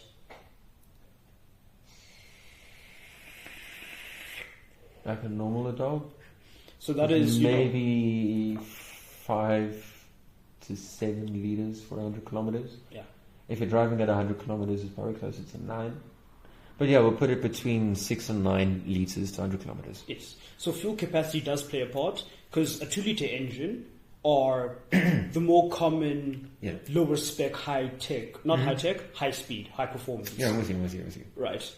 And then your 1.4s, your 1.8s, those are your smaller engines. So my engine, by capacity, is bigger. So that's why it's a little bit more sprite than, a 1.4. Although it does not compete to a TSI, I have done the drag race and saw my ass with it. Yeah, VW TSI, I lost. But turbo. Turbo. Look, if you're going stock for stock, there's not many cars that want to go against you. There's a few I'd back out on, especially if you're looking at an M Series BM. Yeah. If you're looking at an M2, an M3, or an M4. I don't have to go that far. Dude, a 118 decimates. Because that was I looked at getting a 118 for a while, or a 117. Yeah. And truth be told, if I had the choice and that was like the best option I could find was a 118 or a 118i, I'd probably take the 118i if I could. Yeah. See, but here's my final and closing comment. I will say, right, on the car brands. The only BM I would take is a 135. In your Audi, I'd take a 135 series. Yes. See, here's my final comment on the whole car thing. We do need to wrap this up. Yeah. Right? For reference, it's midnight for us. Well fucking done to us. Nice. 2.5 fucking hours. Yeah. So, car brands, right? We look in Germans now. Oh fuck. Your Mercedes is more your fashionable cars. They do have the performance, but they focus on looks. Your BMWs are your boy toys. So, your Mercedes, those are your more fashionable type of cars. Merc is all luxury, right? Yes. Merc, they've got some Formula 1 cars in there, they've got some sporty builds, and they've got some supercars, but you say Mercedes, you think luxury. Merc is luxury. For me, I put Merc in the same class as Ferrari, Bentley, and Rolls-Royce and that. No, Ferrari for me is more of a racing brand. No, it is racing, but they still focus on the stylistic things. So, I'm not going to name the company that I work for. I don't think I can say what the name of the company is. But I got to see some pretty amazing things when I worked for that company, including a lot of the insights to the welding and engine parts of a lot of cars. Like, I have picked up a V6 engine for a McLaren. 5 guys picked up a 350 kilogram engine by ourselves, lifted it 1.5 meters off the ground to put into a fucking 2-ton. Yes. Right. That hurt like a bitch, but we did it, right? Yeah, you get used to it. Through all of this, the one day I actually saw the inside of an Enzo. Now, when I say the inside, I mean the framework. I mean the actual metal framework for the car. Not the chassis, not the engine. If you take all that shit aside, the part of the car that saves your fucking life looks like shit. It made, literally, to quote how we used to say it looks amazing, made like shit. Yeah. That's literally, and not to say they aren't amazing cars. You know what? There's some beautiful Ferraris out there, and pretty much the only one that I would consider worthy is probably the Enzo, because the Enzo is a fucking monster, right? Yeah. But I'll never get that image out of my head. I know the people that make the fucking cars have so little regard for the look of the welding for the framework, because they just hide it behind everything else. Yeah. It's so shoddy. Yeah, so that's your Mercedes, right? They're the stylistic guys. Yeah. Your BMWs are your boy toys. Those are the fun cars. They put in performance and power to it. But when you look at the motorsport series, that's less boy toys. That's more you're showing off speed. Yeah. Any M series BM is just it's fucking speed. Yes. Right. Now your Audis, right? Those are the middle tiers. All right. They combine both worlds. You have your luxury alongside your performance. Yeah, a good example, right? I'd keep you guys in line with Jaguar and a few of those other brands. Yes. Although, controversial topic, I would also put Ford in the same category. And Volvo. No, I wouldn't put Volvo in there. No, Volvo has done some stuff. You know, Volvo's E60 is insane. You know, that's recently, but Volvo has they have a very big tendency to break down often. Yeah, that too. Right? But we're just talking like performance-wise. If I'm looking performance and luxury, some Fords are definitely like that. Ford's more become an off-road workhorse, but they have some amazing power cars as well. And like supercars and shit like that. Yeah. Fucking hell. Surprisingly, Renault. Yeah, 100%. The Clio and the Megane. Now, I wouldn't put Toyota in the same category because I don't see Toyota as a luxury brand. Yes. Toyota is a Lexus. So Toyota is like a workhorse brand and a supercar brand. So they're not luxury. Yeah. I mean, there are a few luxurious Toyotas out there, but in that place, you'd put the Lexus because that's what Toyota. Yeah, see, Lexus is for me. Lexus has always been more sport than premium. Well, they I also do combine both because remember, the Lexus was made to compete with Mercedes. Maserati I'd also put in the same group because they don't really make slow cars. Most of their cars clear 200. Yes. But they are a luxury sports car. Yeah. Always have been. Yes. So that's where your Audi falls in. It's that in between. And Aston Martin. You can't exclude Aston Martin in that group. Aston Martin's... Dude, you cannot I'm not denying it. You can't exclude the 117. And the DB9. Exactly. Yes. The DB7, the 9, and the 11 were all beautiful fucking. And the 177 too. So I remember watching the Mega Car Factory build for the 177 when it came out. Yeah. Holy fuck. Handcrafted, each engine individually signed by the mechanic that personally worked on it. Don't worry, guys. I'll give us one more topic that was back at hand, but let us geek over cars, okay? Actually, I have one that relates to the topic. Yeah. So, that's like a good example. Look at an Audi RS5. It is sporty, but still luxurious. I'll just say this though. The queue line for the Audis needs to stop. The SUVs. No, I love them. No, to a degree, I love it. I loved the Q7. I really did, especially when the first inclination of the Qs, yeah. Yeah, not the flashing light, but the lights that would run as a pointer. Yes. And I loved that concept. But for me, it's taking the same route that Fortuna has taken with their second one. If you look at the old model versus the new model for the Fortuna, right? Yes. It's a complete car remodel. Oh, yeah. If you look at the old Fortuna, for me, the old Fortuna looked like a workhorse family vehicle. Yes. It was a family vehicle. The new Fortuna, that's an off-road beast. Yeah. I put it in the same line as Toyota Land Cruiser. I would not put it in the same line. Like, dude, it's just, you know what I mean? No, see, I hear you, but remember, the thing with the Qs, right? It is... Don't get me wrong, I like them. It's an ego thing. It is. The reason I say ego... Audi's response to the X series. No. No, but see, that's the thing. Working for the car company that I did, that's often the reference we had. So yes. we worked with Renew It and First Swap and all of that, and the company I worked for were all owned by the same people. And it's actually fucking ridiculous, some of these things you come across, but an X5 and a Q6 and Q7 were in direct competition, those two models. Right? No, you're right on that part, but the reason I say it's an ego thing, right? No, I'm not disagreeing it's an ego thing, but it was, in those two lines, the X and the Qs, are direct competition. That's literally how they see each other, right? Now, personally, I love a BMX class. Okay? An X series is fucking amazing. Put me in an X5 and I love it. Yeah. But I'll never own one. If I had to choose between the two, I would rather own a Q5 than an X5. Yes. And that's just judge me all you want. The Q5s were monsters. Okay, the Q5s, they're big, they're loud. Get out the fucking way. I'll take a Q5. And I'm harping on this, right? But it's and it's only those series. It's like they don't compete with each other anywhere else. Yeah. See, the thing, well, there is another competition. The new Qs, right? The facelifts, which I think are stunning. I'm seeing a competition between BM and Audi. That's not the Q and the X series. No, but see, they're taking it back, right? The reason I say taking it back, the Audis, right, or the brand Audi, had heavy input on the Lamborghini Urus. 80%. Fuck the Urus. No, it's dog shit. 80% of the Urus are Audi parts. That is a true fact. You can look at a Urus. What, like the Jaguar F-Pace is mostly a fucking Land Rover? Yes.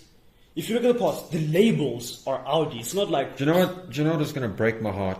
Is that the new Supra is not really a Supra. It's a remodeled BMW. Yeah.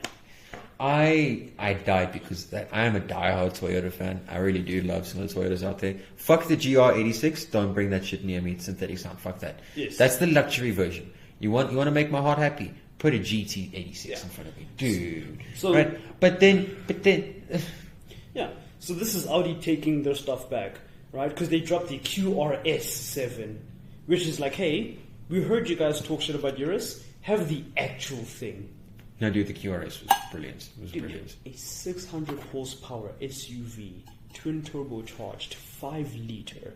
How in the how the fuck do you compete with that? No. All right, it is an SUV built to do shit on a track that a coupe does. No, it's absolutely ridiculous. So I'm going to cut it there because you and I could talk about cars for the rest of the Yeah, we easily. could keep going. Fuck, we love cars. But as I recall, we got one more go to have at it. So if you got something you'd like to throw my way, or we're going to do a shared grievance. Let's share one. You bring it up. I think I've got something that could piss off both. Shout out to Celine Dion. I So, heard you're racist or something. no, I've actually watched the docuseries that came out about her, right? Yeah. And it's, dude, first off, it's heartbreaking. I feel for this woman. But do you know what? The fact that she kept it recording when when her body actually clutched out the way it did. Yeah. Dude, that woman's got that's balls of fucking steel. Oh yeah. She's not the French queen for nothing. No. This woman's scary as fuck. And believe it or not, because like I didn't know the story, but my favorite Celine Dion song is, what's it, Ashes? They played in Deadpool 2, which was one of her last songs she ever recorded. Yeah. And it's my favorite song of Celine Dion's. She can't reach her full range, but if you listen to that song, holy shit, she's got emotion in there. But anyway, back to the topic. So, we love cars. Yes. At the shop, because you're on the top floor of the center, whenever a beautiful sounding car comes in, you're by the door. Absolutely. So when someone has a beautiful sounding car and you walk outside and it's a piece of shit rust bucket. Ew. That breaks my heart. And that happened to you recently as well. Listen, guys, people, children, not even people, children. Just because you straight pipe your fucking Fiat Uno, it doesn't make it cool. The bitches ain't fucking with it. You get no hoes. No one likes it, alright? See, so... Brad's response to someone swooping up a VW up, just fucking hell, that killed me. Brad's like, you're in a fucking up. Why does it sound like a BMW? Yeah. Are you fucking crazy? Time and place, context, right? You can't have a 4'8" chick with triple D's. It's not meant for her. The body doesn't match. Alright? Why are you ripping ass? It's like having a 6'8" cowboy sound like fucking Mickey Mouse. Leave your car alone, alright? Listen, there's nothing wrong with stock, alright? It makes it more reliable and it makes it easier to sell. Something I learned as a child that my dad taught me. When you change the engine in your car, you don't get your money's worth. It sells for less, actually. A fun fact, and this is something I'm following, if you want to pay less for more with your first vehicle, get a second-hand modified vehicle. Yes. Because the more modifications that's been made, the cheaper the vehicle will be on the resale. Yes. But you must also understand that there's a market for these things. So you don't just choose one. You go look at the modifications they've made. Yes. Consider, okay, fuel consumption versus what does the car do, how fast does it go, specs, is it road legal, is the exhaust too loud? You know, all those things. But like I did something very similar for a Ford Wildtrak. Dude, consider the price of a second-hand Wildtrak at $500,000 if you find the right place for a decent quality one. Yes. Modified, suspension, snorkel, everything. This thing's got a body kit and extra. Yeah. Take a random guess at how much it costs overall. Like, because it's been modified, it's 180. $300,000 in total. Beautiful car. Must remember the money they spent. Like they added in an extra bit to the engine. They added in a snorkel. They raised the suspension. They gave the protective cover caps. Yeah. They did a lot to it, right? Now you buy a second-hand Ranger or new Ranger and do those modifications yourself. You're looking at $800,000. Easily. No, for the car alone, 800,000. And modifications as well. You're looking at maybe what, $1.5 million there. Yeah. But that because that's also because Well, I wouldn't put it they in- changed. Remember, they changed the suspension. Yeah. They changed the tires. They changed the fenders over the tires. They changed the bonnet look. They added in the snorkel. Yes. And they had a trilly over the back, so they had the slate thing. The to pull. armadillo. Yeah. So that I wouldn't put at a mil, but it is If you up paid there. $800,000 for the car, remember this is burnished orange. So Long story short, more or less, I'd say between 800 to a mil. Look, in total, the car, including parts, If you're buying it no. if you bought it brand new and you did these modifications, you're probably looking at 1.2. Yes. If you're looking at second hand, you're looking at under a mil. Yeah. But if you're buying this car that's already been modified, and I found it, this is not a joke, I actually found this car that's been modified to this degree on the resale for 300,000, which for me was mind-boggling. That's for people who pay for monthly amounts for the car. That's 5,000 rand for 3 years. Yeah, that is an insanely good price for that kind of car. 5,000 rand, 36 months. Yeah. Dude, what the fuck? Because the thing is, right, for those that don't have context, a 2001 Mercedes SLK goes for 73,000 rand. That is a true fact. I went to rebuy cars, I took a picture. You know, but it was also consider the type of vehicle I was going for, because I was going for the Wild Track specifically.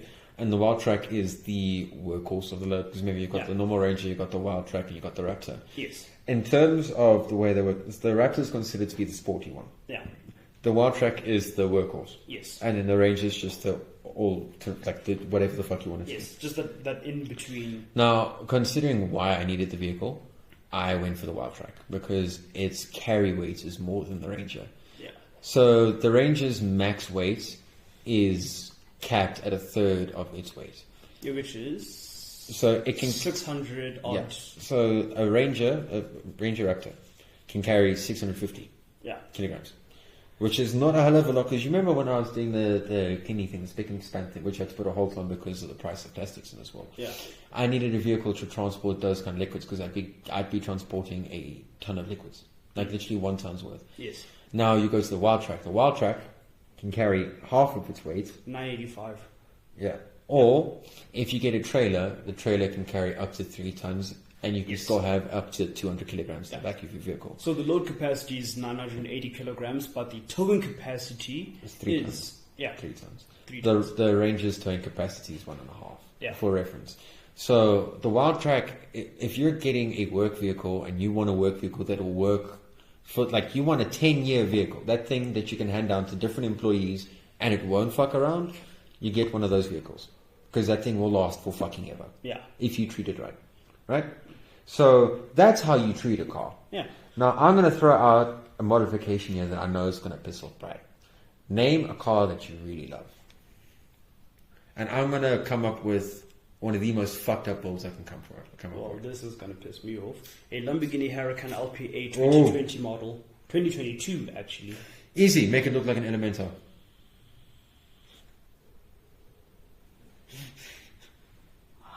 I do not like that. Do you know what the problem is, right? And I'm not a Lamborghini fan myself. I don't mind them. They're okay, but I'm not a fan. But they have a very particular look about them. They have to have a sharp front, in my opinion. Right, so if I had to make several modifications, the first one I'd do, like you see in a lot of Need for Speed games, is give it that 3-point front. I'm cool with that, because that comes from the Michelin. Yeah, so we do that. We're going to make it extra wide and extra flat. We're going to give it a very big wide tail.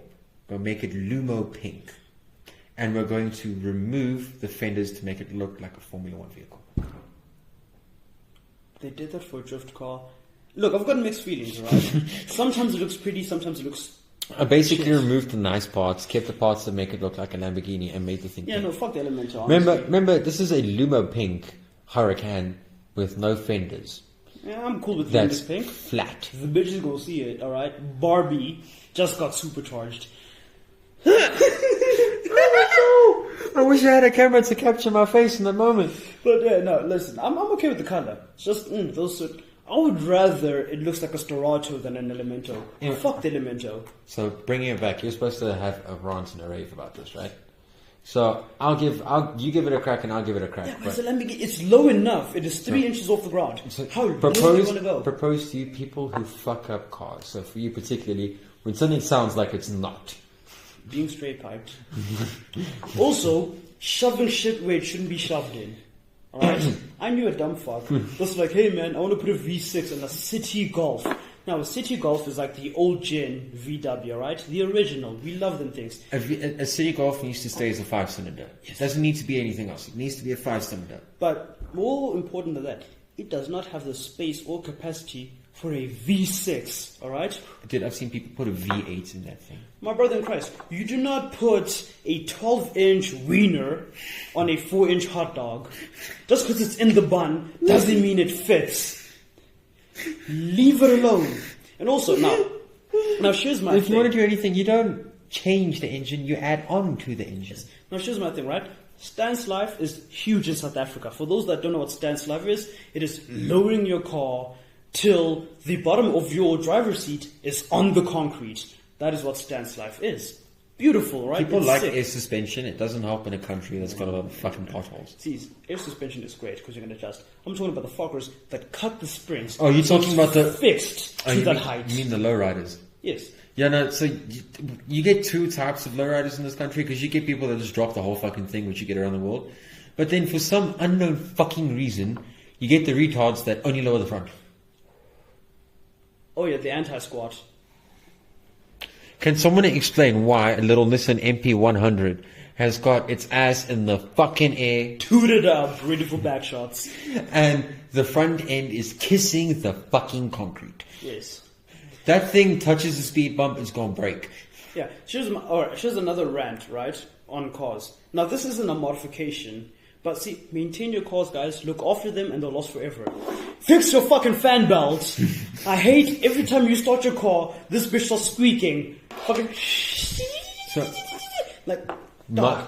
my rant at a car, and I think, because you and I experienced this, and you will agree with me on this. Squeaky brakes. Squeaky brakes I can deal with, because brakes can be expensive. No. Squeaky brakes on a truck when you're pulling up next to it. Dude. I don't trust it. No, I'm gonna die. That's my death. Point. That's my point. So anyone wanting to understand, you're going down a highway, so you're on the downhill on a highway, and you've got an 18-wheeler next to you, and you hear the thing slow down because it's going down a hill, and every single wheel, all 18, starts squeaking because the brakes have not been oiled. So you just say, like, listen, that is a 8 to 10 ton vehicle carrying 18-wheeler, Brad, you're looking at 16 tons. That is a 16-ton vehicle carrying 10 tons of weight. Yeah, and if your 6 brakes tons are of up to par, alright, and I'm behind you, my brakes are efficient, alright? This bitch is made to work. In this situation, you're next to it, so your window's open, you are closest to the tire. Yeah. So that's in your fucking ear. Yes. Like, I don't care about the squeaking. You're going to rear end everyone. Not someone, everyone. You get some of those cars where you can tell those brakes have never been oiled ever. They break and you hear the rust fly. And my insides die. There's been like 2 cases where I've been in Brad's car with him and the bicycle drove past us. And it hit brakes.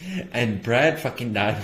Yeah, no, it's one of those things, like, you know how people hate He the sound died of on the styrofoam? You died on the inside. Yes, I just hate, like, those, like, weird squeaks, like styrofoam, chalkboards. Dude, Like, fuck, I don't mind squeaky styrofoam. That I fuck with. no, there's different levels, like, chalkboard, like, screeches. See, and styrofoam. Dude, Shut the sharp fuck up. knife on a Yeah. porcelain plate. Exactly. Yeah. See, that I don't fuck with, alright? So, those sounds, but the sound that hurts me the most as a car lover is when someone grinds gears. Where you can hear them shift change. Well, they'll go from whatever gear they're on. So you're in the distance, minding your business, and you just hear, dude. That is the equivalent of going in dry. Like biting brown bread with no butter, no lubrication. It's just, dude, hit the clutch. Or why are you grinding your gears like that? What did the car do? Are you having a fight? For me, I'm not sure what's worse when it comes to brakes. Like, so, let's take truck, right? Going down highway, clocking maybe 120. What's when they all squeak independently, like, Yes. or when in unison, you get that high pitch. Yeah. I hate the high pitch more because then I know the brakes just aren't fucking working. Yes. At least in the previous sound, I know they're all catching some way. That's why it's They're out of doing rhythm. something, yeah. But if they're all going, you back the fuck off. You Taste that shit. And the thing is, right? go insane. If I'm driving a car and I hear that, I'm backing off. I'm fucking off 2 lanes to the next side of the road. And the annoying shit, right? A good 90% of the trucks on the road, right? First off, 98 for us, the reason are is company vehicles. and the thing is, we have more trucks than necessary because we have no train infrastructure. Yeah. It got fucked with 20 years of not being paid attention to. Yeah. So we have more trucks than average on our roads Because of that, there's more wear and tear, so there's more potholes on our roads. The trucks are even more stupid. Yes. Have you seen some of the trucks drive over these potholes? Without a care in the world. Dude, how are they still alive? Listen, when you have that many wheels, you stop caring at some point. Do they not realize that with that first tire going off, all that needs to happen is the bumper needs to catch above the tire? Yeah. That front end will crumple under the weight behind you. Right, and listen, trucks are heavy and a bitch to work with, right? You have minimum 18 gears they in do 2 long ratios. hours. They do long hours as well. They're driving 16 hours. Yeah. They pull over on the side of the road and they have beds in the back of the cabs. No. What scares me is the engine's underneath the cab, and I actually have to lift the cab to get to the engine. Yeah. So for me, being a trucker is one of the most dangerous things I can think of. I know, it sucks. And No you're fucking thank you. 7. But back. Sorry, subscription. Yeah, no, go for it. I wasn't saying shit. Back to the squeaky thing that I need to throw out here now, right? Give me a second. I need to slurp some alcohol here. What throws me, right? You're on Instagram and you're watching a dude share a video of a Karen brake checking you. Right? Now, on its own, that's really aggravating. As a better person, you just try to go around them and they keep brake checking you. In this particular video, I died because the one brake checking the other guy had squeaky ass brakes. So her slowing down, the tires squeaked. No. Can you imagine her hitting the brakes, brake checking someone? Neek! I fucking die. I'm committing murder. Right? Now, what I don't understand is this lady's brake checking a truck. This is an American truck, so it's probably an 8-wheeler, but a very big 8-wheeler. Either a Mack or A man. See, there's Mack, there's MAN, and there's Skoda. Yeah, no, and so Mercedes. It's probably a man. No, right? not Skoda, Scania. Yeah, Scania. Yeah. That thing. But yeah, one of those, right? And this lady's in a Fortuner. It does not look that big next to a truck. Yes. The top of her car makes it look like a fucking Pico. Yeah. It's tiny. Yes. She's brake checking one of these big trucks. Do you know what the dude's solution is? So the third time she brake checked going. them, he slowed down, but he didn't stop. Yeah. Be like, you want to squeak your squeaky ass brakes at me? Fuck you. You're gonna lose that game of rock, paper, And scissors literally every time. on the camera, for the first time he's like, oh come on. The second time he tries to go around, it's like, lady, really? 5 minutes later when she does it again, he's like, well, fuck you too, I guess. Yeah. Because he slows down like he's going to stop, so she stops her car. Yes. And he just keeps going. And this is a big vehicle with a lot of weight behind it. Yes. He lightly taps her vehicle, the bumper flies off when she shifts. Yeah. That's how weight works. Yes. That thing may only be moving at 20 kilometers an hour. You're a stationary target, you're being hit by a wrecking ball. Yeah. How is that going to go for you? You're fucked. You're not winning that game. The best part about all of it is she ended up getting sued for the damages to the truck. Obviously. See, that's why truck drivers have dash cams, because shit like that happens to them all the fucking time. Like, here in South Africa, we have respect for trucks. We move out the way, and we don't interfere with them, Although- right? We leave them alone. One of the best things I saw, and this happened in South Africa, log trailer. Not a single fucking person was parked behind that log trailer. Yeah, no shot, alright? So, for those wanting to understand, when you chop down trees and they have those big logs that they transport to facilities, Yes. instead of chopping them into smaller pieces and stacking them diagonally so they're facing the short end, which for me would be slightly safer. Yes, there's more of them, but it's easier to strap down and manage. Yeah. They keep them long and strap them in such a way that when they slide off the truck into the person driving behind them. Yeah. Now, most people over the age of 30 will know exactly what the fuck I'm talking about. Yes. Now, people like Brad and myself have not seen said movie. Resident Evil. We've seen it from a game. Yeah.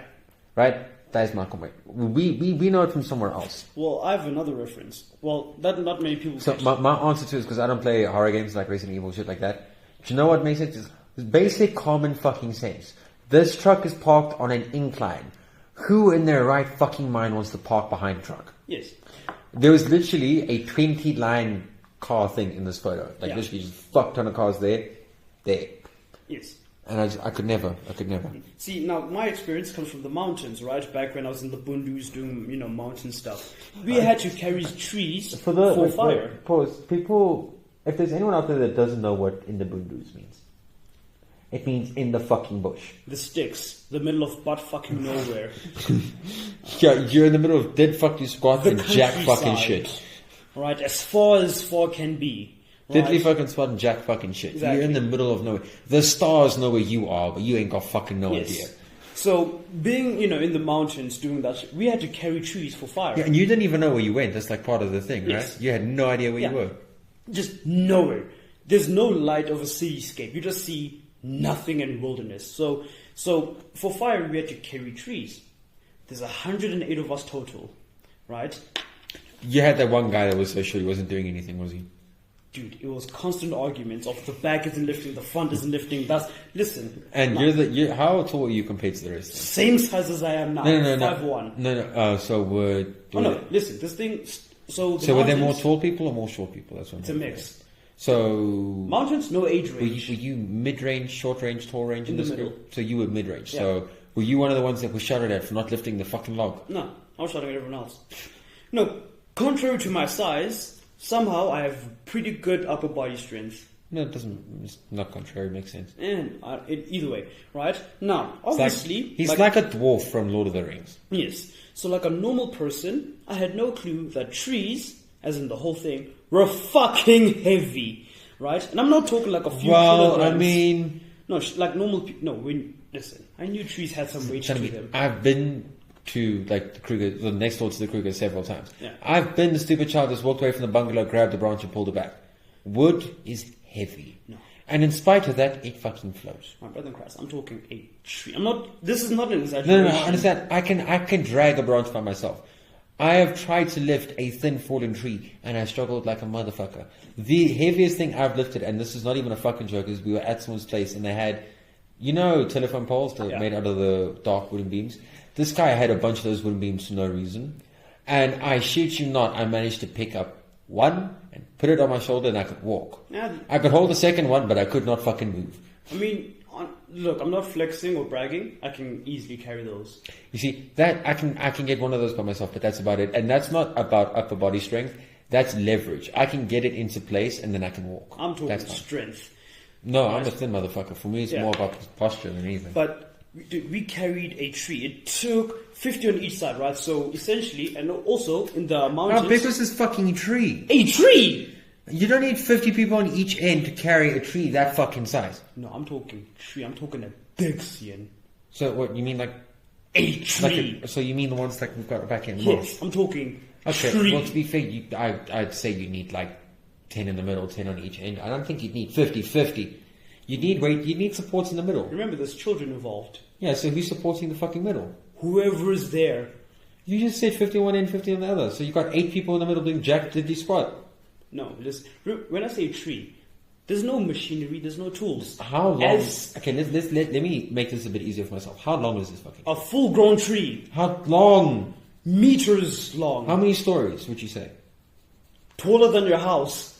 Okay, so 4 stories, 5 stories? Yeah, somewhere there. 5 stories. Okay. Like 2 cars lengths, so about 10-ish meters of tree. That's 3 stories. Yeah, 10-ish meters.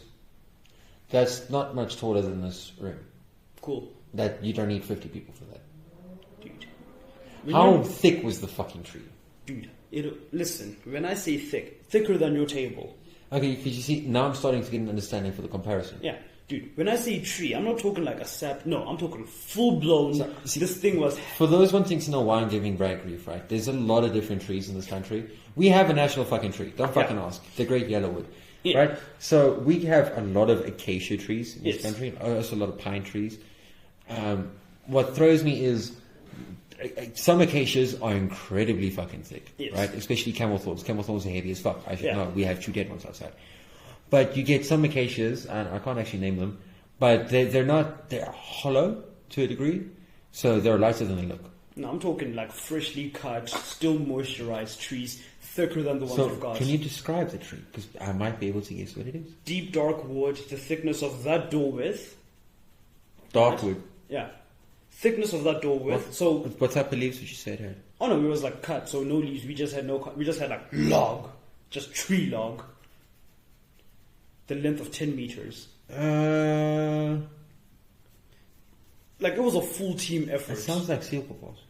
Something like that. Dude. Did you cook with it? No, we just use it for fire. Dude, we're in the woods. Malnourished for legal reasons. We were perfectly healthy and fine. I do have to say that.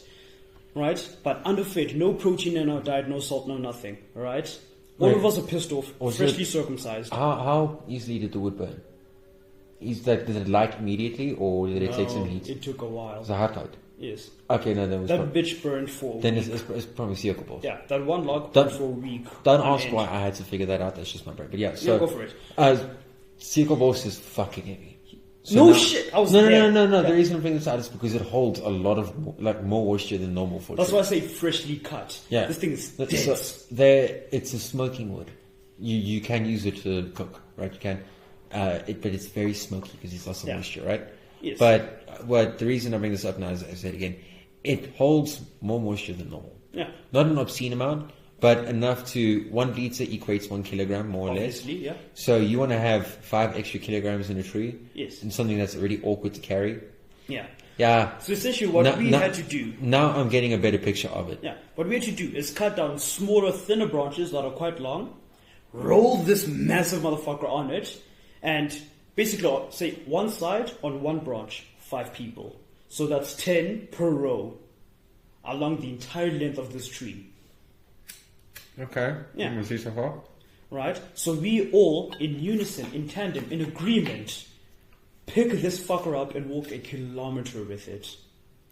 Okay, now. Yeah, no, it was not a short distance. It wasn't like a quick stroll. No. And when I say a kilometer, I'm talking like further than the shop. Like from your house to the shop. If you're walking in a straight line, it's about 600 meters.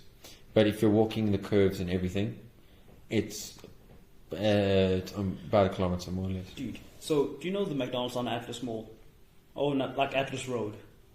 That's that side, yeah. Are you talking Atlas Road or Atlas Road, yeah. So McDonald's. You're not talking about the shopping not center Brentwood down. Mall. Okay, no, it's No, not we're Brentwood. talking that one. No, that Going one's towards Boxburg. that one's far, dude. That's the distance we walked. That's not 1 kilometer. That's like 6 kilometers. Something along those lines. Now imagine you are freshly circumcised. You haven't had good food, right? You're pissed off. You don't know the other 107 of these people, and yet you have to coordinate carrying a tree. There are no words. Yes. So- That's something I went through daily. Okay. So yeah, trust me, when, again, we sidetracked, but when, you said like, listen, you don't want a log rolling back onto your fucking car, I fully understand, because I carry that bitch. Yeah, that's how we got to wood. I was like, how the fuck did we get there? Oh yeah, no, we're talking about trucks carrying logs Yeah. and people not wanting to be behind it. Right. Yes. You do not want that thing to hit your car, because it outweighs your car by a lot. Okay. Right? It will decimate everything.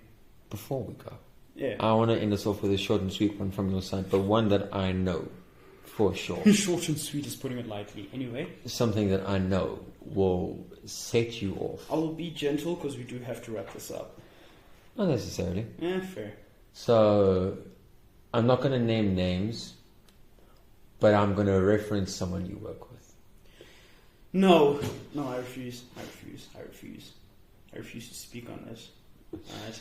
I will go on a fucking tirade. We'll No. say... No. Let me phrase the question. So, using her as a reference, we're going to go not women specifically, but women that are obnoxiously obtuse and difficult to deal with serious lack of intent. Deserve to get shot in the face with that Desert Eagle 50 caliber, point blank range. I'll leave that there. No, okay. You're not going to do it as well? No. Would you like me to find another topic for you? Listen, I can feel my throat getting raspy and I will lose my voice.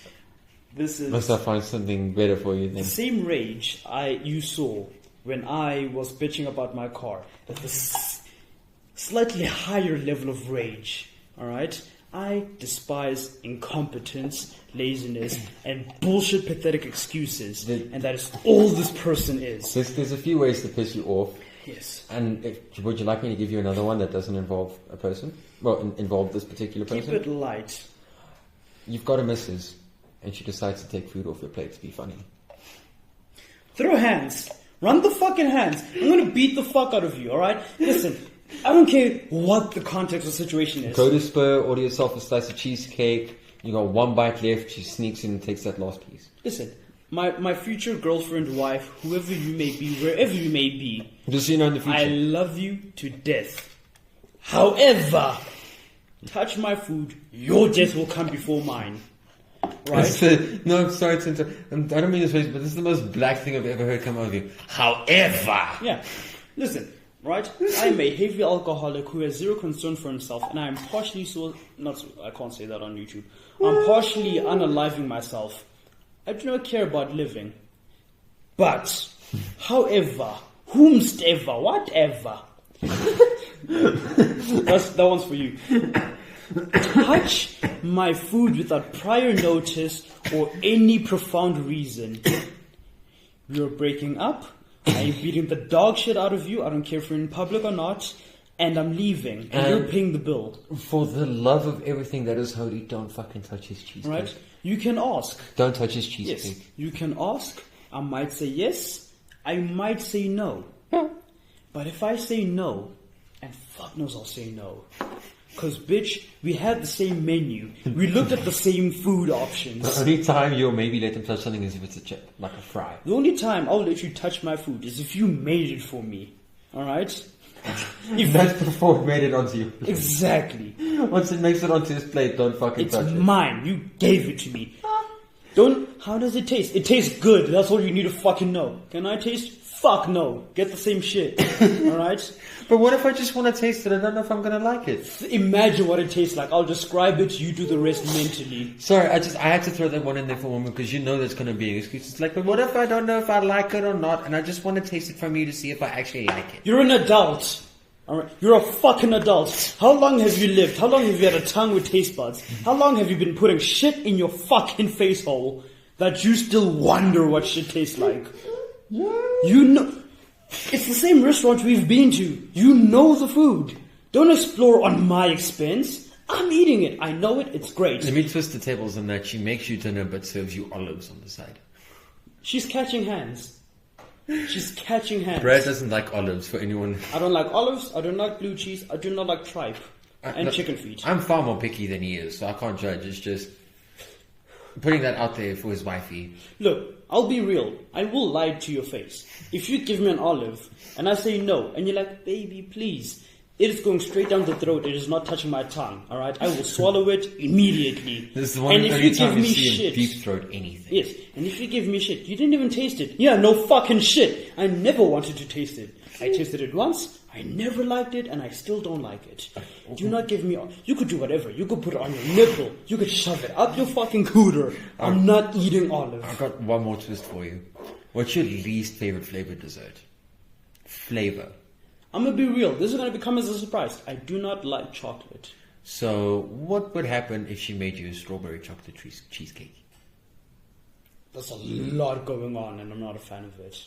It's an actual chocolate... A chocolate strawberry cheesecake is a thing. I'm not doubting it. Just there's a lot going on. So for me, cheesecake is very, very, very sweet. Becomes too like acidically sweet after a while. I don't mind a caramel flavored cheesecake. Then it's nice, but that's because the excess sugar has something to go into. Yeah. Right. That's what I mean, because then it becomes almost fudge. See, the thing is, my person is baked cheesecake, which is just cheesecake, nothing to it. Now, I love a cheesecake with a crumble underneath. I'm picky that way. Yeah, baked cheesecake. But this is coming from the person who's got a master chef. Yeah. So, listen, I fuck with cheesecake, alright? Do most of whatever, alright? But then crumble. She hands you a savory flavored cheesecake, one that's like olive and pimento, which is technically olive. I'm not putting that in my mouth. What if she doesn't tell you? I'm fat. I know food pretty well. You can't hide olive and pimento from me. That's what I'm saying. Like, I'm throwing a really random scenario, but I can see Brad's wife being the kind of person to try and surprise Brad just for the reaction, right? So I'm throwing this out there now. You imagine she bakes you a cheesecake very innocently because she's a content creator. What she doesn't tell you is that there is an olive pimento filling inside. So you got the crust and you got the top. And you can't see the inside. She's just like, baby, take a bite. My dear brother, you know me very well. No, I have a habit of scrutinizing things before I dive into it. No, but you love this woman. You're married to this woman. She's given you a child by now. I don't give a shit if this woman is Jesus. Just answer the question. You've eaten it by mistake. I'm vomiting in her face and throwing hands. Alright? I will commit domestic violence. Don't you dare disrespect me like that. That's Brad's immediate response. Throwing hands. Yes. You say that every... Because it's not an homage. Homage is wrong. It is the slang term for fighting, throwing fists, punching someone. I'm throwing hands. Alright? I'm sorry to make Brad so violent in this episode. I just, like, it's... Listen. I stole the idea from Instagram. To my future darling, I love you. You are the happiest thing in my life. Don't touch his food. Don't you dare. Don't touch his dessert. Disrespect me like that. Don't fucking... Feeding me some bullshit, arbitrary white people shit. So let's recap. And your girlfriend's probably going to be white, calling it now. Don't touch his food unless you're making it. Yes. Don't fucking touch his dessert in any way, shape, or form. Do not fuck with it, alright? It was perfect. Do not touch his car in any drivable sense. Don't faff with it. If you're getting in the passenger seat, that's fine. Don't fuck with the music. Don't faff with my car. Don't touch music. Don't touch aircon. Don't fuck with the dial. Don't even recline the seat. Ask my permission first. Alright? Yeah, no, I'm allowed to shift the seat back, but that's because I'm a tall motherfucker. Yeah, and also you move out the way so I can actually see out the side when I reverse. 100%. There's people that will sit like in my view so I just can't see shit. So if you get T-boned on your side, that's your fault. But listen. I sit in line with the crumple zone up protected by a crowbar, bitch. My dear love, my dear darling, the essence of my heart. The apple of his eye. Tread with caution. Obviously, you are... Listen, I'm not misogynist, whatever the fuck. You can have your own basic rules that I'm not allowed to do. Alright? We'll meet in the middle. However, certain T's and C's apply. There's certain things where love doesn't triumph. There's no no's, there's maybes, there's I don't knows, and there's just fuck knows. Do not fuck with my car. Do not fuck with my food. Do not fuck with my booty hole, alright? Whatever you do, don't surprise him with food that looks like something it's not. Yes, because as much as I may love to eat, I'm fat enough to know what I don't want to eat. Can you imagine, because this is a trend, can you imagine she makes you a full meat-style dish, smells like meat, but it's a chocolate dish in disguise? Listen, look, it's not like animalistic, but I have an acute and keen sense of smell and hearing. I know what's going on in the kitchen. Alright? I've cooked enough, I've been around enough lovely women that know how to cook. I've been around my dad who knows how to cook. I kind of know how to cook. I know what signs to look for. I know what sounds certain foods should make. Alright? To be fair, this like hidden food things become a very big trend. Well, I'm not with the trends. Or like, let's say, for example, she makes you, we'll go for a standard steak and like mash dish with some veggies on the side kind of thing, right? Mm-hmm. You're expecting a barbecue steak. Mm-hmm. So she hands it to you and it tastes like a barbecue steak, and she only then informs you that it was a pre-marinated tofu steak. But up until that moment, you did not know. I wouldn't be mad, I'm not going to lie. If you can make dog shit taste good on you, there's a reason you're my wife. Okay, now I'll throw out another one. Yes. Sorbet. You know what sorbet is? It's very fancy ice cream. Yeah. Right? So let's say you look at it just like, okay, it smells like orange. You're expecting it to be orange. Take a bite into it and you realize it's a very bitter tangerine. One, I'm throwing hands. For a specific reason. I'll put this out there for my future lover. I have sensitive teeth, so I can't bite cold stuff. It hurts. So that is an immediate no-no. Alright? I've seen him make exceptions for like orange ice smoothie. Closest comparison. Oh no, I lick it violently. It does not touch my teeth. Yeah, no, 100%. But the closest I've seen you comes like my mom made orange ice cubes. And you didn't even fucking chew it. You held it in your hand, you licked it. Yes. It's no joke. I do have sensitive teeth. So do I. The cold hurts. Judge me if you want to. I have a fucking metal straw inside my alcohol right now. So yeah, listen. I probably shouldn't say it that way, but I say it that way. Yeah. So if you're my darling and you make me bite something cold, that is domestic abuse, and I will return the favor. Hands thrown in the fucking story. At least we got a description out of that one. All right. In fairness, I'm a cautious eater. I'll shove my tongue in it before I bite it. Fair enough. This tongue does wonders. Aha. To cap off this wonderfully long episode. Yeah, this is a motherfucker. Good luck with this. Do you want to take revenge on me and give me a topic to rant and rave about? Nah, I'm tapped out. You tapped out? You got no ideas? No, I've let out all the anger, so no, you don't want to get revenge and make me rage. That's what I'm saying. Like I said, I've run out of anger, so I can't. This is not. My brain is like, nah, we're good now. So you see, he forgets that the original topic for the episode was name anything, and I have to go on a tirade. I know what the fuck the episode. I'm telling you, my body has released the anger, so it cannot bring up angry thoughts.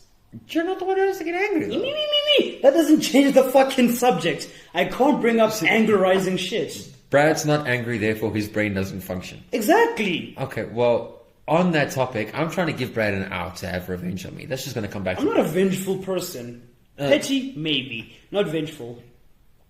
That pettiness is going to bite me in the next episode. I can see it coming.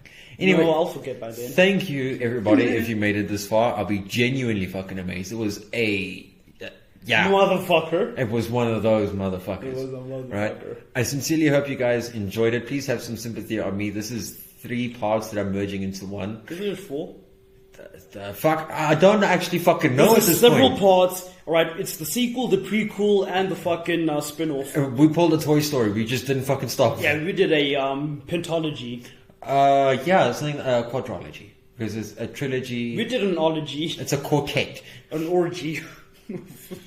Yeah. But before we go, something I promised Brad I would mention, I'm going to end this off, is something that we came up with last weekend you were here. Completely forgot. So, the genuine legal term for a short black person is? A niglet. So, I turned around, because Brad's short. And black. I called him a nigletier. Like the Three Musketeers. So, I actually meant it as a chocolatier. Never connected those. Right? But Brad, he stopped. He couldn't finish playing Battlefield 4. He put the controller down and he died from laughter in the chair.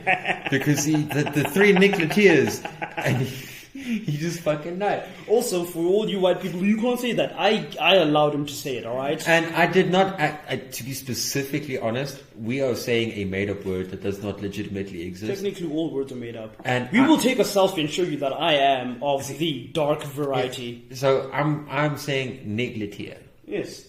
Right? As in chocolatier. Yes. To be completely honest, musketeer probably makes more sense. That one too. Of the 3 musketeers, one of them is a nigletier. Yeah, and also a niggle, which is a non-racial term, which is a true thing, is to snigger. But yeah, no. So just for those wanting to know, I got there because the one day watching Brad trying to set up something online, he spelled Bradlet. Yeah. And then I'm like, yeah, mini Bradlet, and he's like, no, call me a niglet.